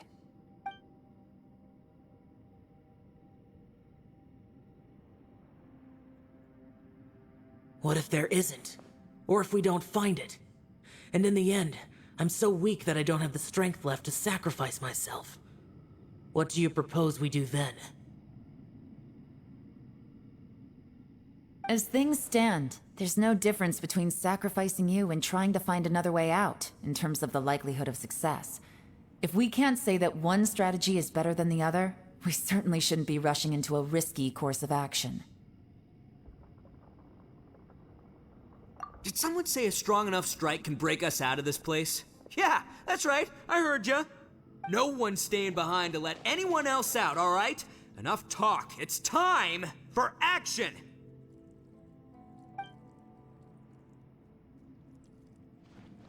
Come on, whatever you are! Let's see how long you manage to keep us trapped in here after I'm finished with you! Easy now. Have a taste of this! Yeah!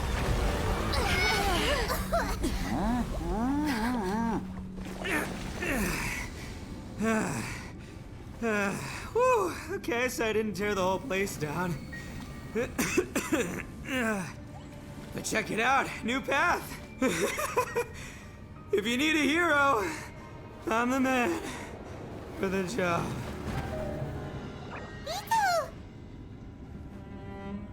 Should have seen this coming.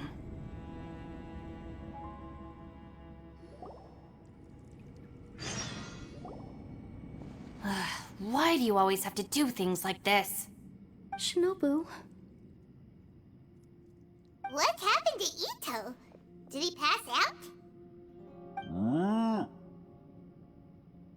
The boss used up all his strength in one punch. Maybe that's the reason he managed to tear open a passage. Let me see if there's any way I can stabilize it. He did this because he heard us arguing, right? The thing with Boss is, he just can't stand conflict between teammates. Whenever we get into an argument in the Arataki gang, he always goes and does something shocking to calm everyone down. Today, he's done it again. He may not have known you for very long, but when he said he sees everyone as part of the same team, he truly means that. Another thing with Boss is, he hates it when other people sacrifice themselves, but he always seems to end up doing it himself. That said, there's a slight distinction to be made with him. When he does things like this, he doesn't really think he's sacrificing himself, because he genuinely believes that he's strong enough to defeat any obstacle he's facing. Giant ego alert! And wasn't he just doing the same thing Xiao suggested? So stupid. The boss is hardly open to persuasion. Besides, he always acts without thinking. There's no doubt that he really thought he was about to solve everything in one hit. It's not just him either. The other guys in the Arataki gang are more or less the same. That's why they need someone like me to clean up after them. I couldn't stop him if I tried, so I might as well just let him do his thing. Besides, often his harebrained intuition is surprisingly on point. We might punch our way out of here yet. Ito, please tell Paimon you're okay. I'm sorry. Don't be. You have nothing to apologize for. Both you and Yelan made some very good points. Still, if this was an Arataki gang issue and you were one of our members, I have to say I'd side with Yelan on this one. The boss definitely wasn't sacrificing himself. He firmly believed that we'd be able to find a way out through the passage he opened up, and he's certainly not expecting to be left behind. Everyone's important. We have to support each other if we're going to get out of here. Your survival is of huge importance to some people. No, to a whole lot of people. Shinobu? Everyone, let's all do our best to try and find a way out. There's still a chance. I'm sure we can escape. Leave the boss to me. Don't worry.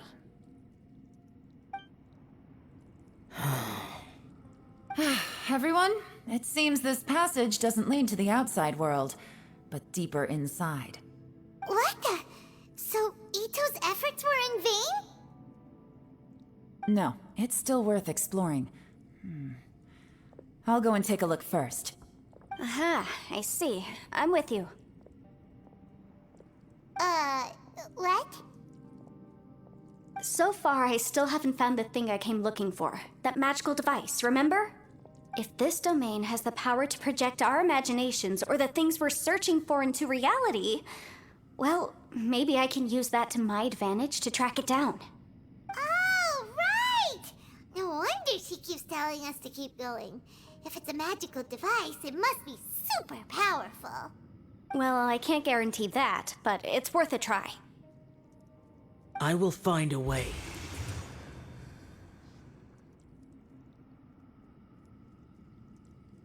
Let him go. But if you're planning on going into that domain too, then come with me. After all, I'm just a lawyer. We'll be safer if we team up. By the way, you and Xiao seem pretty close, huh? Yelan got a bit worked up just now, so I just wanted to apologize on her behalf. I have to say, though, if Yelan hadn't spoken out like she did, I'm not sure she would have gotten through to him. Also, self-sacrifice is something Yelan feels strongly about. She tried to stop whoever it was. From what I know, she's lost comrades in the line of duty before, and then was rescued herself. Maybe being a survivor is what makes her so against seeing other people sacrifice themselves. How can things ever be the same again, knowing that your life was saved when others weren't? In a way, salvation can also be a burden. If I were her, I'm not sure I would have done anything different.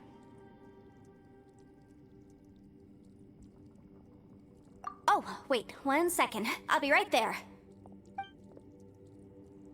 Yeah! Right, that's much safer. Since Ito can't fight right now, I've cast a spell to protect you guys. Thank you, Senpai. Please, be careful. We will. Same to you. All right, Traveler, let's go.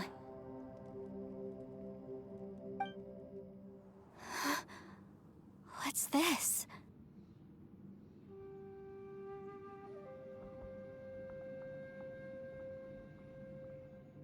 Huh? Look at that huge disc in the distance. Hold on. Is that the fantastic compass?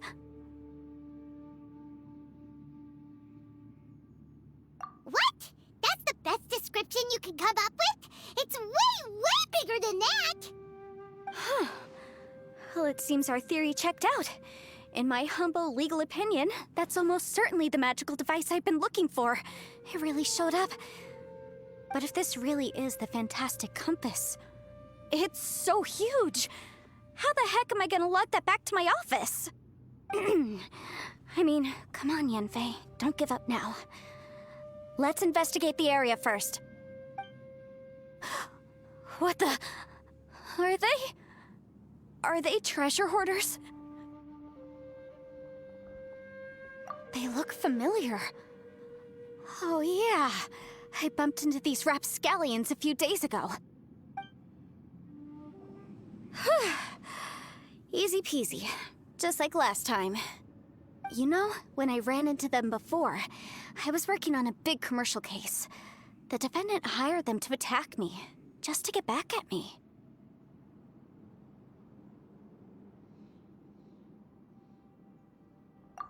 Happens all the time. Luckily, I'm well trained in martial arts, so taking them down was a piece of cake. But these are the exact same guys as I met last time. Is this space recreating scenes from my memory? Maybe this is one of the ways our adversary intends to devour us. Unbelievable. I thought we might run into some other people here, but apparently not. The Fatui? Whose memory is this? Ah! Watch out! Just as I thought. Yelan, you're here! I will take you down no matter how many times you show up. Hey, relax. We're together now.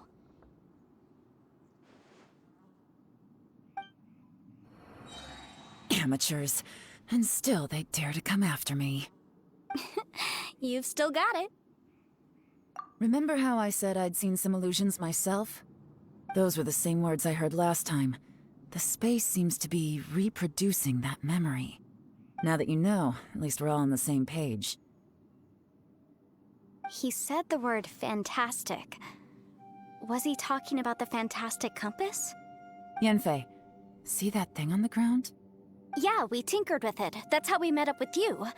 I guess it's a miniature version of the fantastic compass in the distance. It has a close connection to the entire space. It looks somewhat familiar. Let me think. Another new space. If everywhere within this space follows the same rules, there must be another small fantastic compass somewhere around here. Bosacius, I can't believe someone like you would end up as a lost soul underground. No enemies. Hold on. Wait, is the enemy hiding itself? Oh no, we should go help him. Stay back! This is my fight. Do not come near me.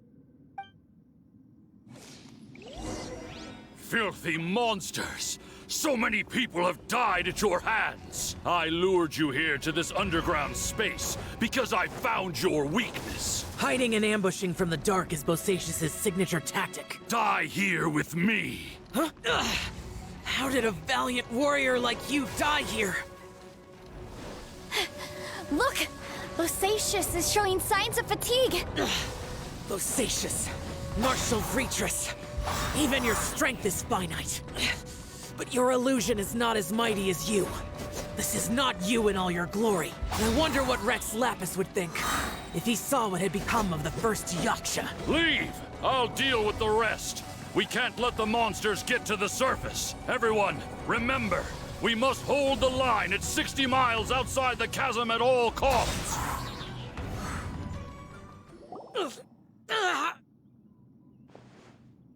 Enough! Phantom, be gone! Joe, are you okay?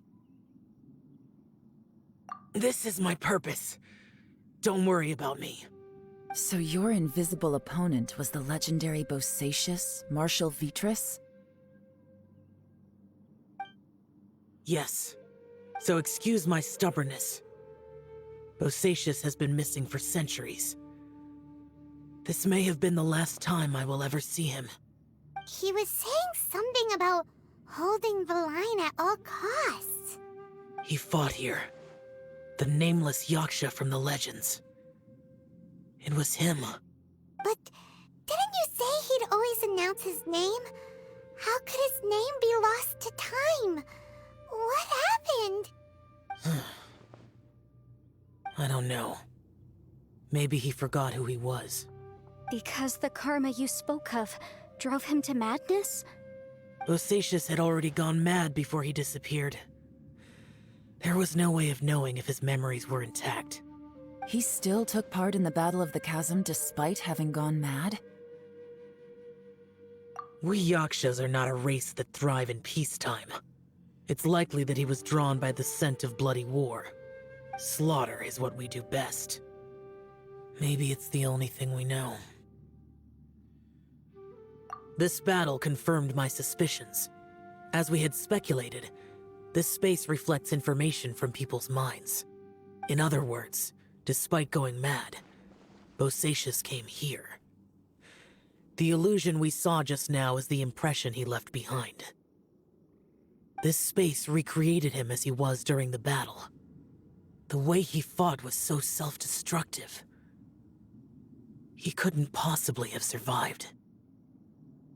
Bosacius's illusion said he'd discovered the monster's weakness and lured them underground. What kind of place could this be? Defeating Conria's monsters is no small feat, that's for sure. Guys, it could just be me, but I think I'm suddenly feeling more tired than I was. This space is really starting to affect us. I believe Bosacius stayed here underground. But now he is gone, and only his illusion remains. If we don't leave, we may meet the same fate. Time to move on.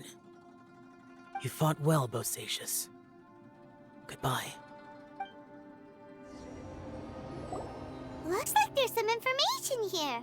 Shall we take a look? Okay, let's see.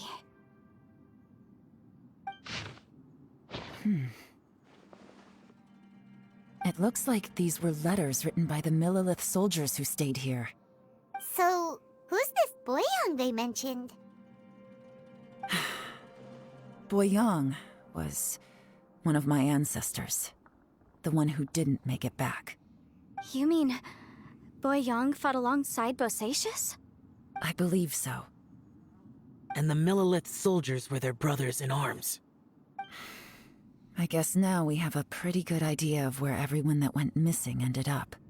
Yes. So scary. What happened? Come on, let's not stay here. I have a gut feeling that sooner or later we'll connect all the dots. And then, we'll finally know the truth. Still, who knows how this space is planning on revealing the answer to us. There's nothing here at all. What a creepy space. It has the feel of the Abyss. But where are the opponents?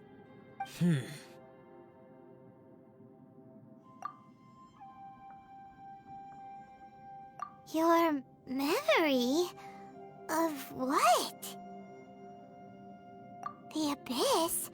So, this place is created purely based on your memory?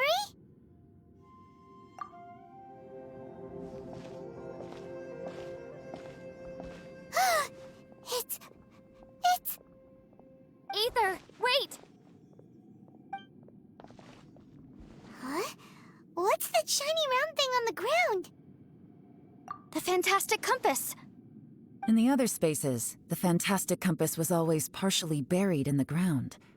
But this one is lying flat, intact, as if somebody left it here. Oh, he was just a figment of your imagination? So, he appeared as an illusion because you miss him so much, huh?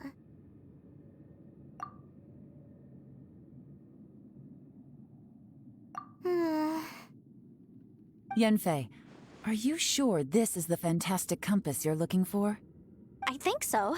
There were no pictures in the will, but based on the description, it seems to check out. Yelan? What is it? From the design and build, this fantastic compass looks extremely similar to the catalysts used by my clan. I just need to do this, and... Someone's used this before. There may be a hidden message inside. Let's get out of here and find somewhere safer. Well, well. This is not what I was expecting. Oh, seems like you've made a new discovery.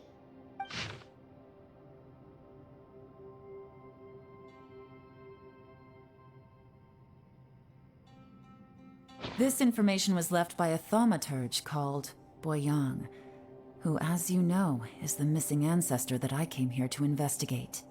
All this information, it was left by your ancestor? Hundreds of years ago, two of my ancestors, brothers, were gifted the fantastic compass by someone of great importance. They brought this device to the chasm and joined the war against the monsters of Conria.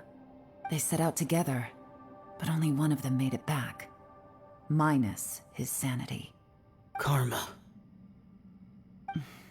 Correct. One possibility is that when they fought alongside Bosacius, they were tainted by his karma. Neither of them had visions, so they wouldn't have been able to resist its effects for very long. From reading through this, it sounds like Boyang ended up staying here for good too. Well, this is just wonderful. So, that's it. There's no way out? What do we do? Are we gonna die here? But Paimon doesn't wanna die! Paimon's had enough of this place! Let me out!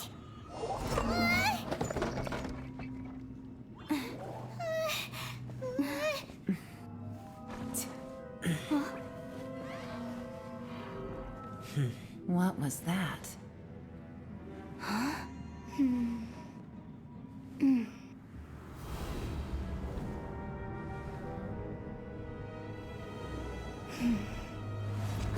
I got it! I just had a thought.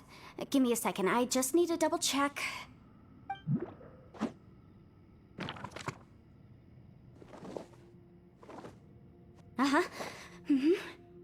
Traveler, I just realized something. Okay, so on my way here, I was studying the will the whole time. But I didn't give any thought to the book that the will was inside of. I don't know it verbatim, but I have read it before. The gist of the story goes like this. Millennia ago, an Adeptus made a magic device to seal away evil monsters.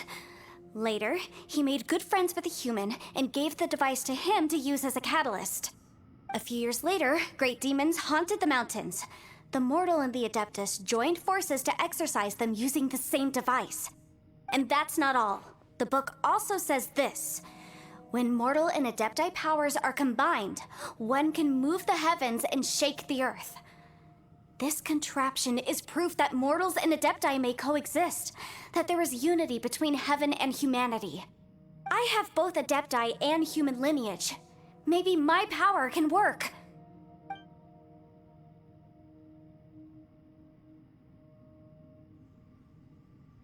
It worked! I mean, the effect only lasted an instant because I'm not strong enough, but still, we must be on the right track. And look, something seems to have been activated inside the fantastic compass. By heaven's might and the gods of the 5 regions, Yaksha and mortal together take this contraption in hand. That's their voices from when they made the seal. Bosacius and my ancestor. They sealed off this space at the top together. I see. It makes sense now.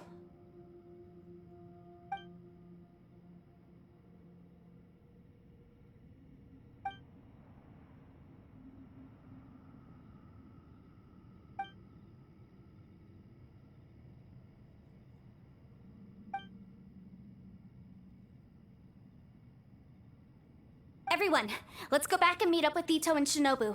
I have a suggestion to make. Paimon can barely move anymore. Oh, why can't we get out of here? Paimon doesn't want to die. Paimon wants to stay with you. Paimon, just hang in there, okay? Trust me, there's still hope. Let's go.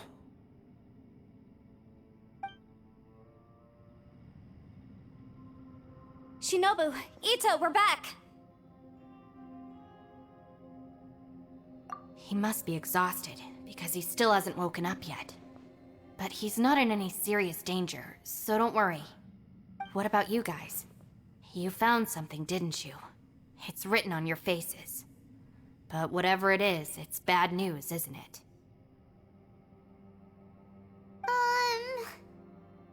We found the fantastic compass. The previous owner left a message inside, and from the looks of it, there really is no way out of this space after all. It seems like the previous owner was stuck here forever too. Shoot! This isn't over yet. Listen to me. Just now, I tried channeling my power into the fantastic compass, and it responded. But all that did was activate the records from when the seal was created. Right, but the issue wasn't with the compass. It was with the method.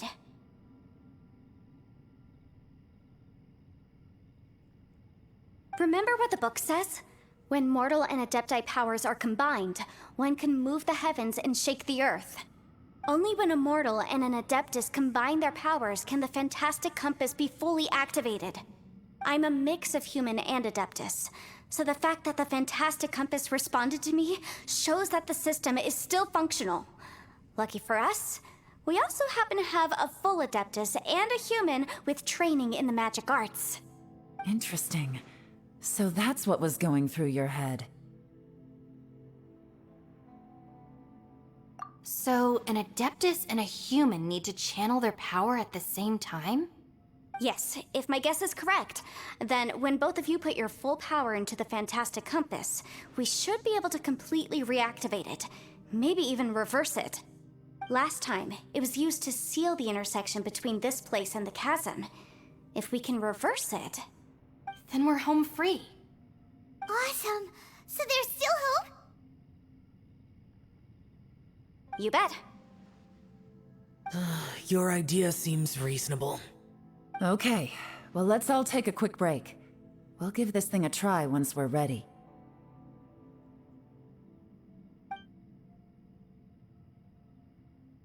Oh boy, Paimon's so nervous. Yelan, Xiao, how are we looking? I'm all set. I'm ready. Oh, but Yanfei, there's one thing you might need to mentally prepare yourself for. I'm afraid you probably won't be able to take the fantastic compass out of here. From what I can tell, everything within this domain is the result of disordered space-time and memories. We all came here for different purposes, and everything that's happened here has been in response to our own imaginations and conjecture. Terrifying, but also a miracle. This space, well, it's more than just a space.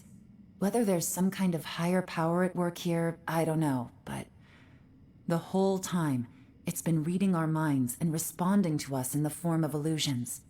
Also, according to the history of the chasm, this place must have existed for a very long time. What could have created it?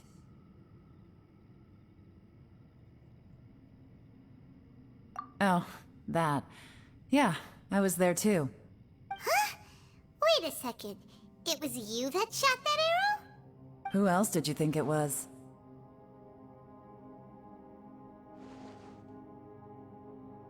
That snake is probably a remnant of Conrion's civilization, and crystals are highly effective against it. Maybe there was some sort of opposing reaction between those two forces? If so, I'm extremely sorry, everyone. It looks like I might be the one responsible for all of this. No! You're just trying to help us and solve the problem! You're definitely not to blame for what happened.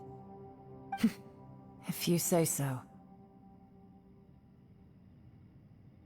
You could almost liken this bizarre space to a living being that throws all kinds of hallucinations at us to deceive us.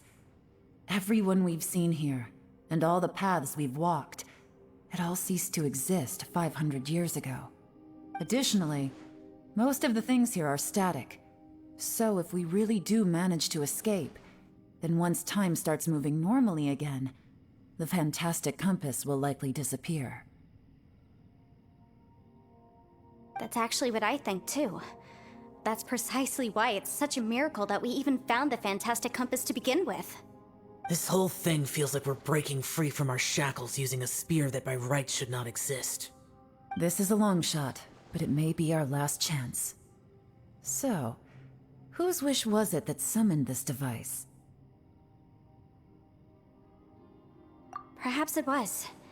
But maybe there's another reason. Your incredibly strong commitment to your search. It's a shame that we couldn't find your family.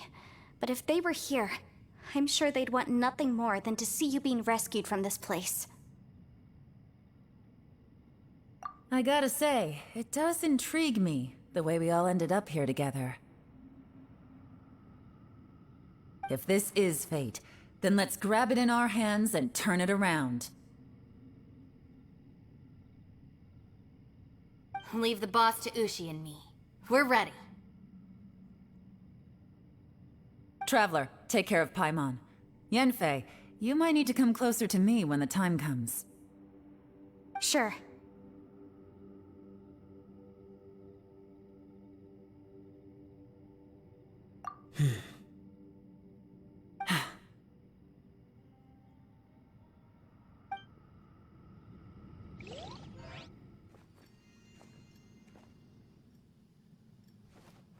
Stars align, bestow your light, evil purged by thunder's might. Spirit curbed, pneuma surge, by dictum divine, heed these words. Do as I command! Aha!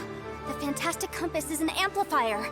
Maintain this energy level, and we may stand a chance. I will maintain the energy flow. Understood. Everyone, stand back.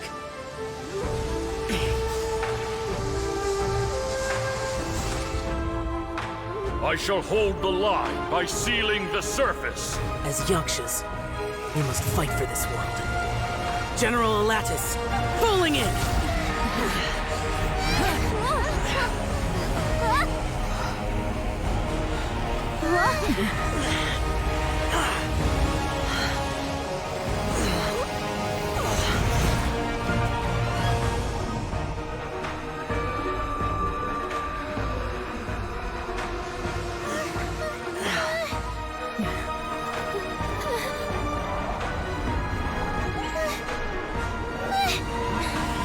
Watch out!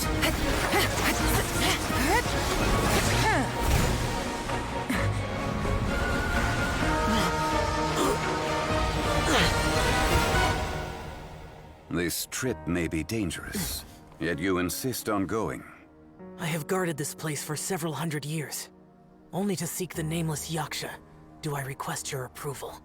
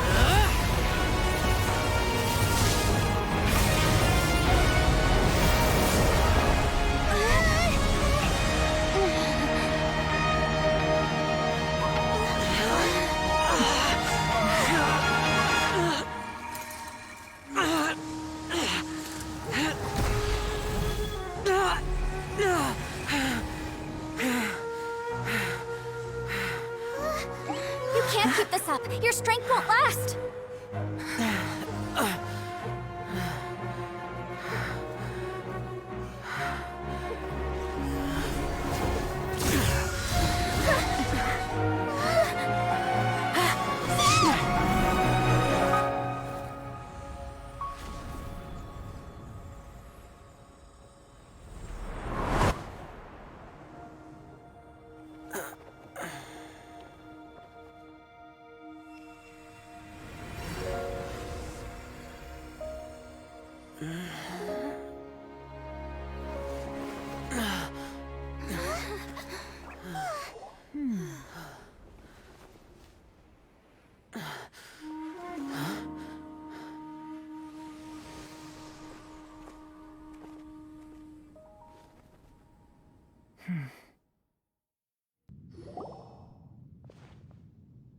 That was close.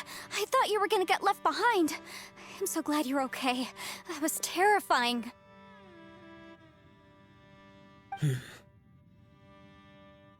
I know what you were thinking, but...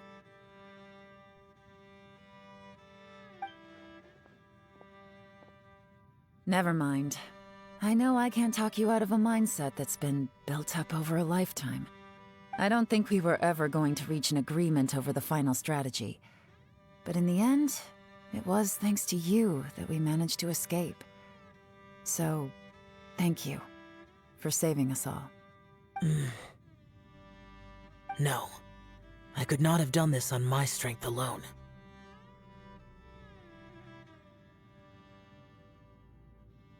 Don't mention it. Looks like everyone got out unscathed, but you all look pretty exhausted. Rest up.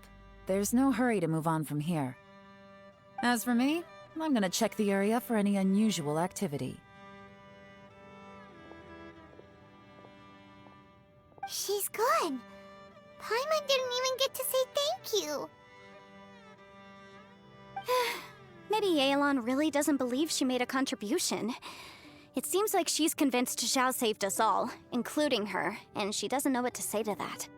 And since it's not easy to persuade Xiao of anything, maybe Yelan's just given up trying to talk to him. Xiao, she's criticizing you. I'm not. You speak only the truth. I have no quarrel with that. I will keep your words in mind.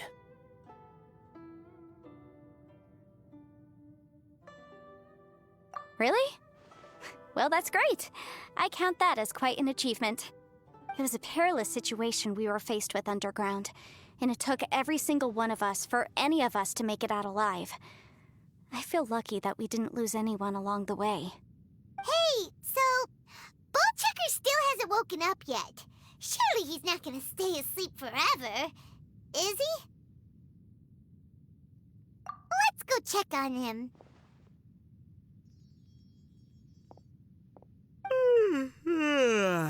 I slept like a rock. Good times. Huh? What you doing? What's going on? Why are you looking at me like that? Are you in any pain? The head? What about it? Is there any brain damage from the impact? You need to tell us if you're not feeling well. You weren't that bright to begin with, so if we add brain damage to the equation... Oh, brother. The heck are you guys talking about? I'm fine. I had an epic power nap, and now I feel like a million more. Huh. I feel like I'm forgetting something, though. Oh, yeah! Wait, weren't we underground? How did we get back up here? It's a long story. We'll fill you in later. Ito, we're indebted to you, Shinobu, and Ushi. We couldn't have escaped this predicament without your help. I'm the reason you all got caught up in this. Please accept my apologies, and let me find some way to compensate you for the trouble. Bah, crazy talk. You helped us first. Of course we're gonna return the favor. Hey, if it weren't for you, we'd still be in a Liyue jail cell right now. That's not quite correct. You'd be in jail, not me.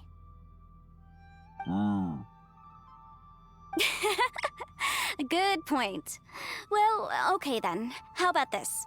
To celebrate our newfound friendships, how about you let me take you to Liyue Harbor for some sightseeing and a proper meal? I like the sound of that. Now that you mention it, whew, I am famished. Oh, I can barely walk here. I'm hungry too, Senpai. Why don't we head straight over? Paimon too! Paimon wants to come too!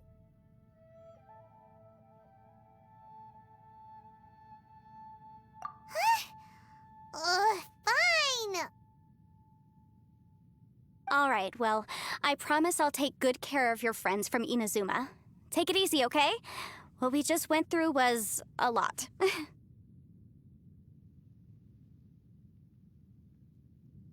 Oh, wait! Yelan left already.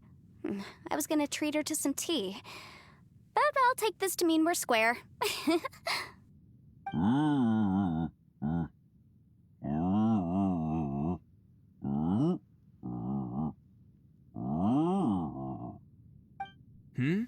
Oh, yeah? Is that right? Wow. Okay, I'll let him know.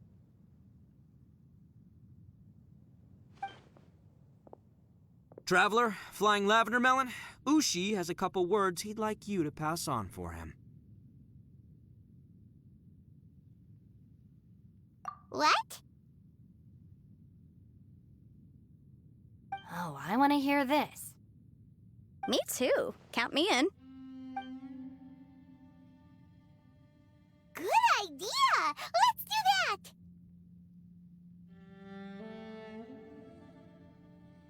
Paimon never would have guessed that Ushi was so gentle and thoughtful.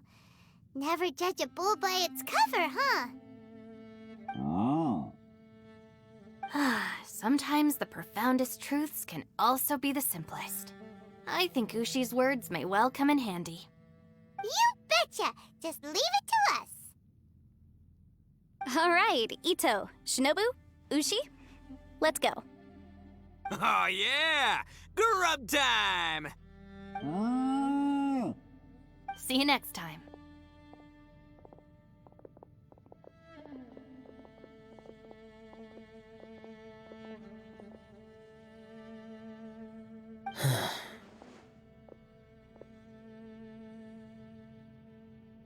Finished taking care of business? Oh, there wasn't any business. We were just saying goodbye to our friends. you're still here. I saw the two Inazumans leave with Yenfei, heading towards Liyue Harbor.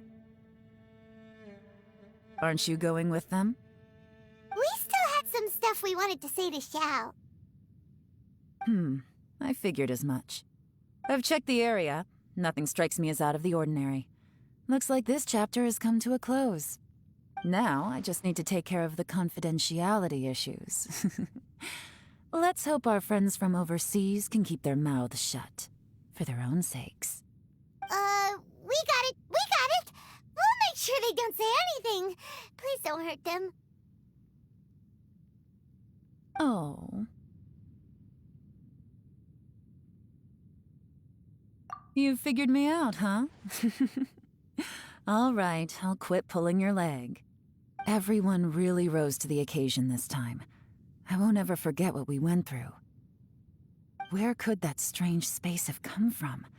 And how has it existed down there undetected for so many years?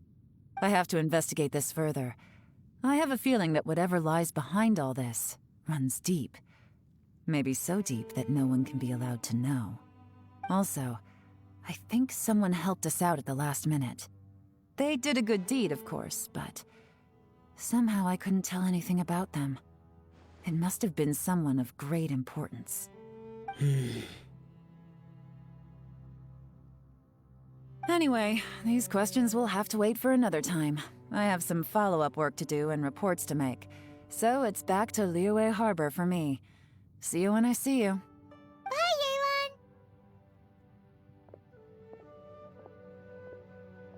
You knew I was waiting for you?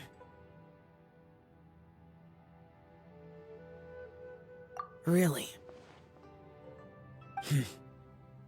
There's somewhere I want to go. If you have the time, you can join me. Where is it? A place that has to do with the Yakshas.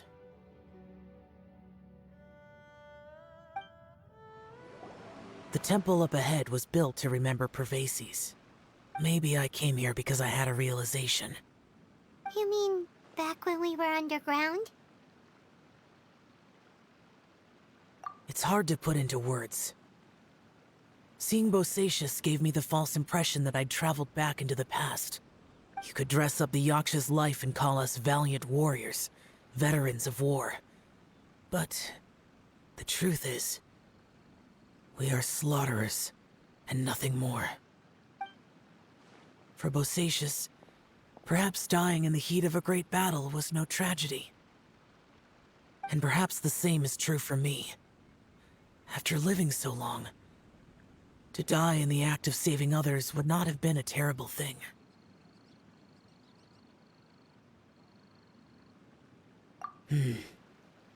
So maybe these thoughts are my own form of insanity. Hey, don't say that. Oh yeah, Ushi wanted us to tell you. It's very important. Ushi said he has the power to exorcise demons, so people use him to fend them off. But after he met Ito, he's never left his side. He also said that he doesn't have any grand philosophies. He just thinks we should spend our lives around the people who make us happiest. Maybe there aren't so many rules about how we should or shouldn't live our lives in this world after all. So, he hopes you can come to understand that even though the power of a Yaksha may be harmful to other people, it doesn't mean you shouldn't hang out with them.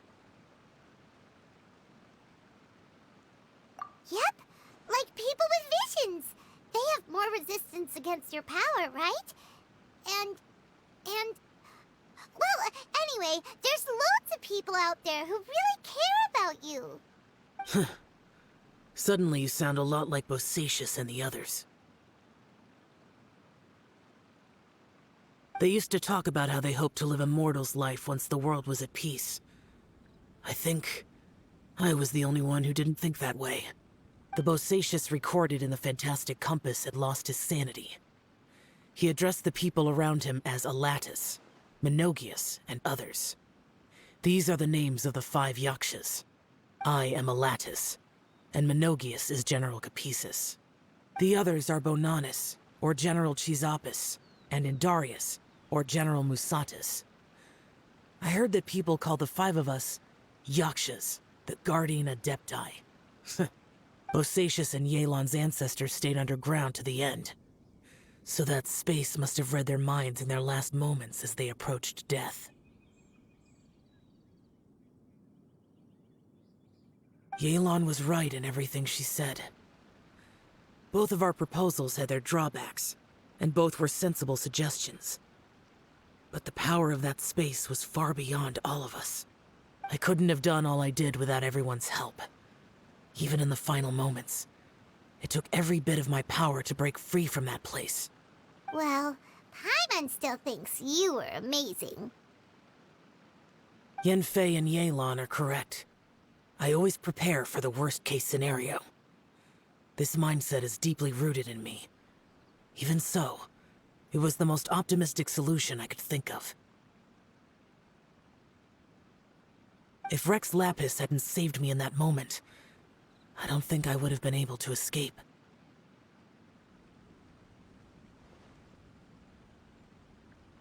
In the end, I still had to burden another.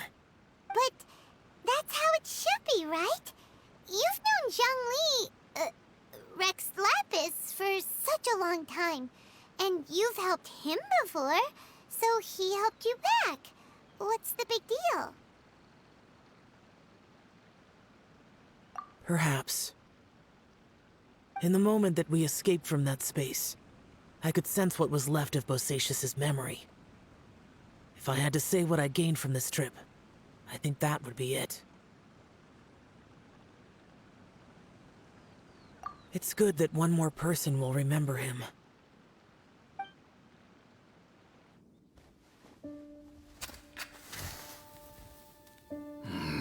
Menogius, where have you been? Brother Yaksha, you're confused again.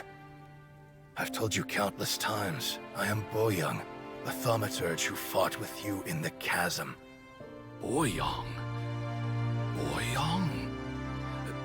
You are Boyoung, but who am I? Believe me, I want to know as much as you do. Here we are, the two who agreed to stay here together, and I can't even call you by your name. It's a shame. Stay here? No. No, you have to leave. Nonsense, Brother Yaksha.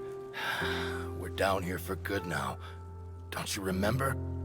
It's too late to have regrets. The seal can't be broken. The seal. Ah, yes. I'm a Yaksha who came here to fight. Brother, are you okay? Look at the state of me. I don't think I've got long now. We're the only two left. Don't go dying on me. You know, today I saw my family down here. Clear as day. What do you think? Am I losing my mind now too? Boyoung, do you want to go home? I made my decision to leave Zhongzhou up on the surface. I obviously... Of course I want to go home. I must have family too. You mean brothers and sisters? I'm sure you do. Brothers and sisters. Yes, but who am I? And where is my family? Brother! What's wrong? Hang in there. It's just you and me, don't die before me. Alatus, is that you?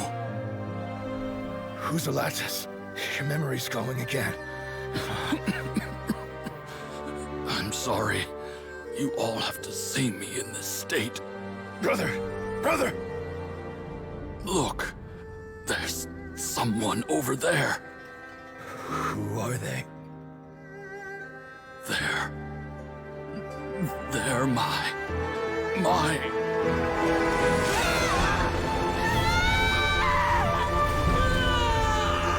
I remember now. I know you.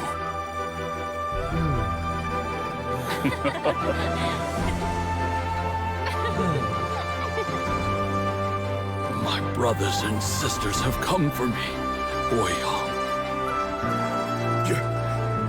You're awake? At least tell me your name. Brother Bosacious. Hey, Bosacious.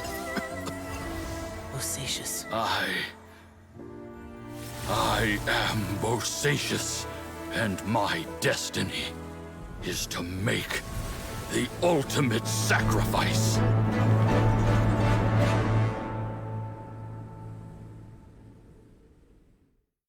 I've said so much today, but I don't need to hold back as much when I talk to you.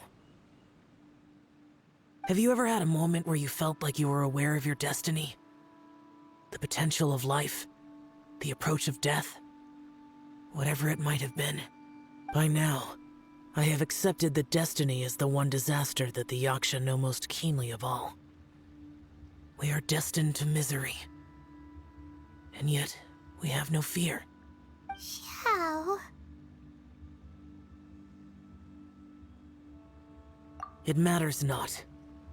Rex Lapis had said that you are a witness. It is right that the events of the world are relayed to you.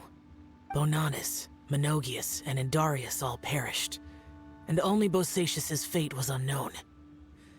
This has always stung my heart like a thorn. That is why I went to the chasm, despite being fully aware of the danger.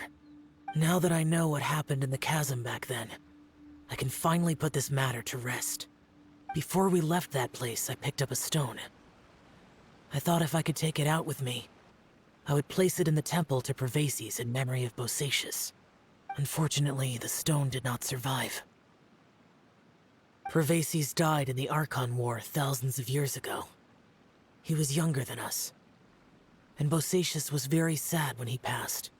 Too many Yakshas have become casualties of battle. We are like a flock of birds, scattered to the four corners of the world. And in the end, as Bonanis said, it's rare for a Yaksha to find repose for their soul. Bosacious, Boyang, and all those soldiers. Heroes. I like that word. Maybe the world will never be free of disaster. But there is good in the world, too. Even the darkest hearts have room for those they cherish. I accept your advice. From this day on, heroes will always look out for each other.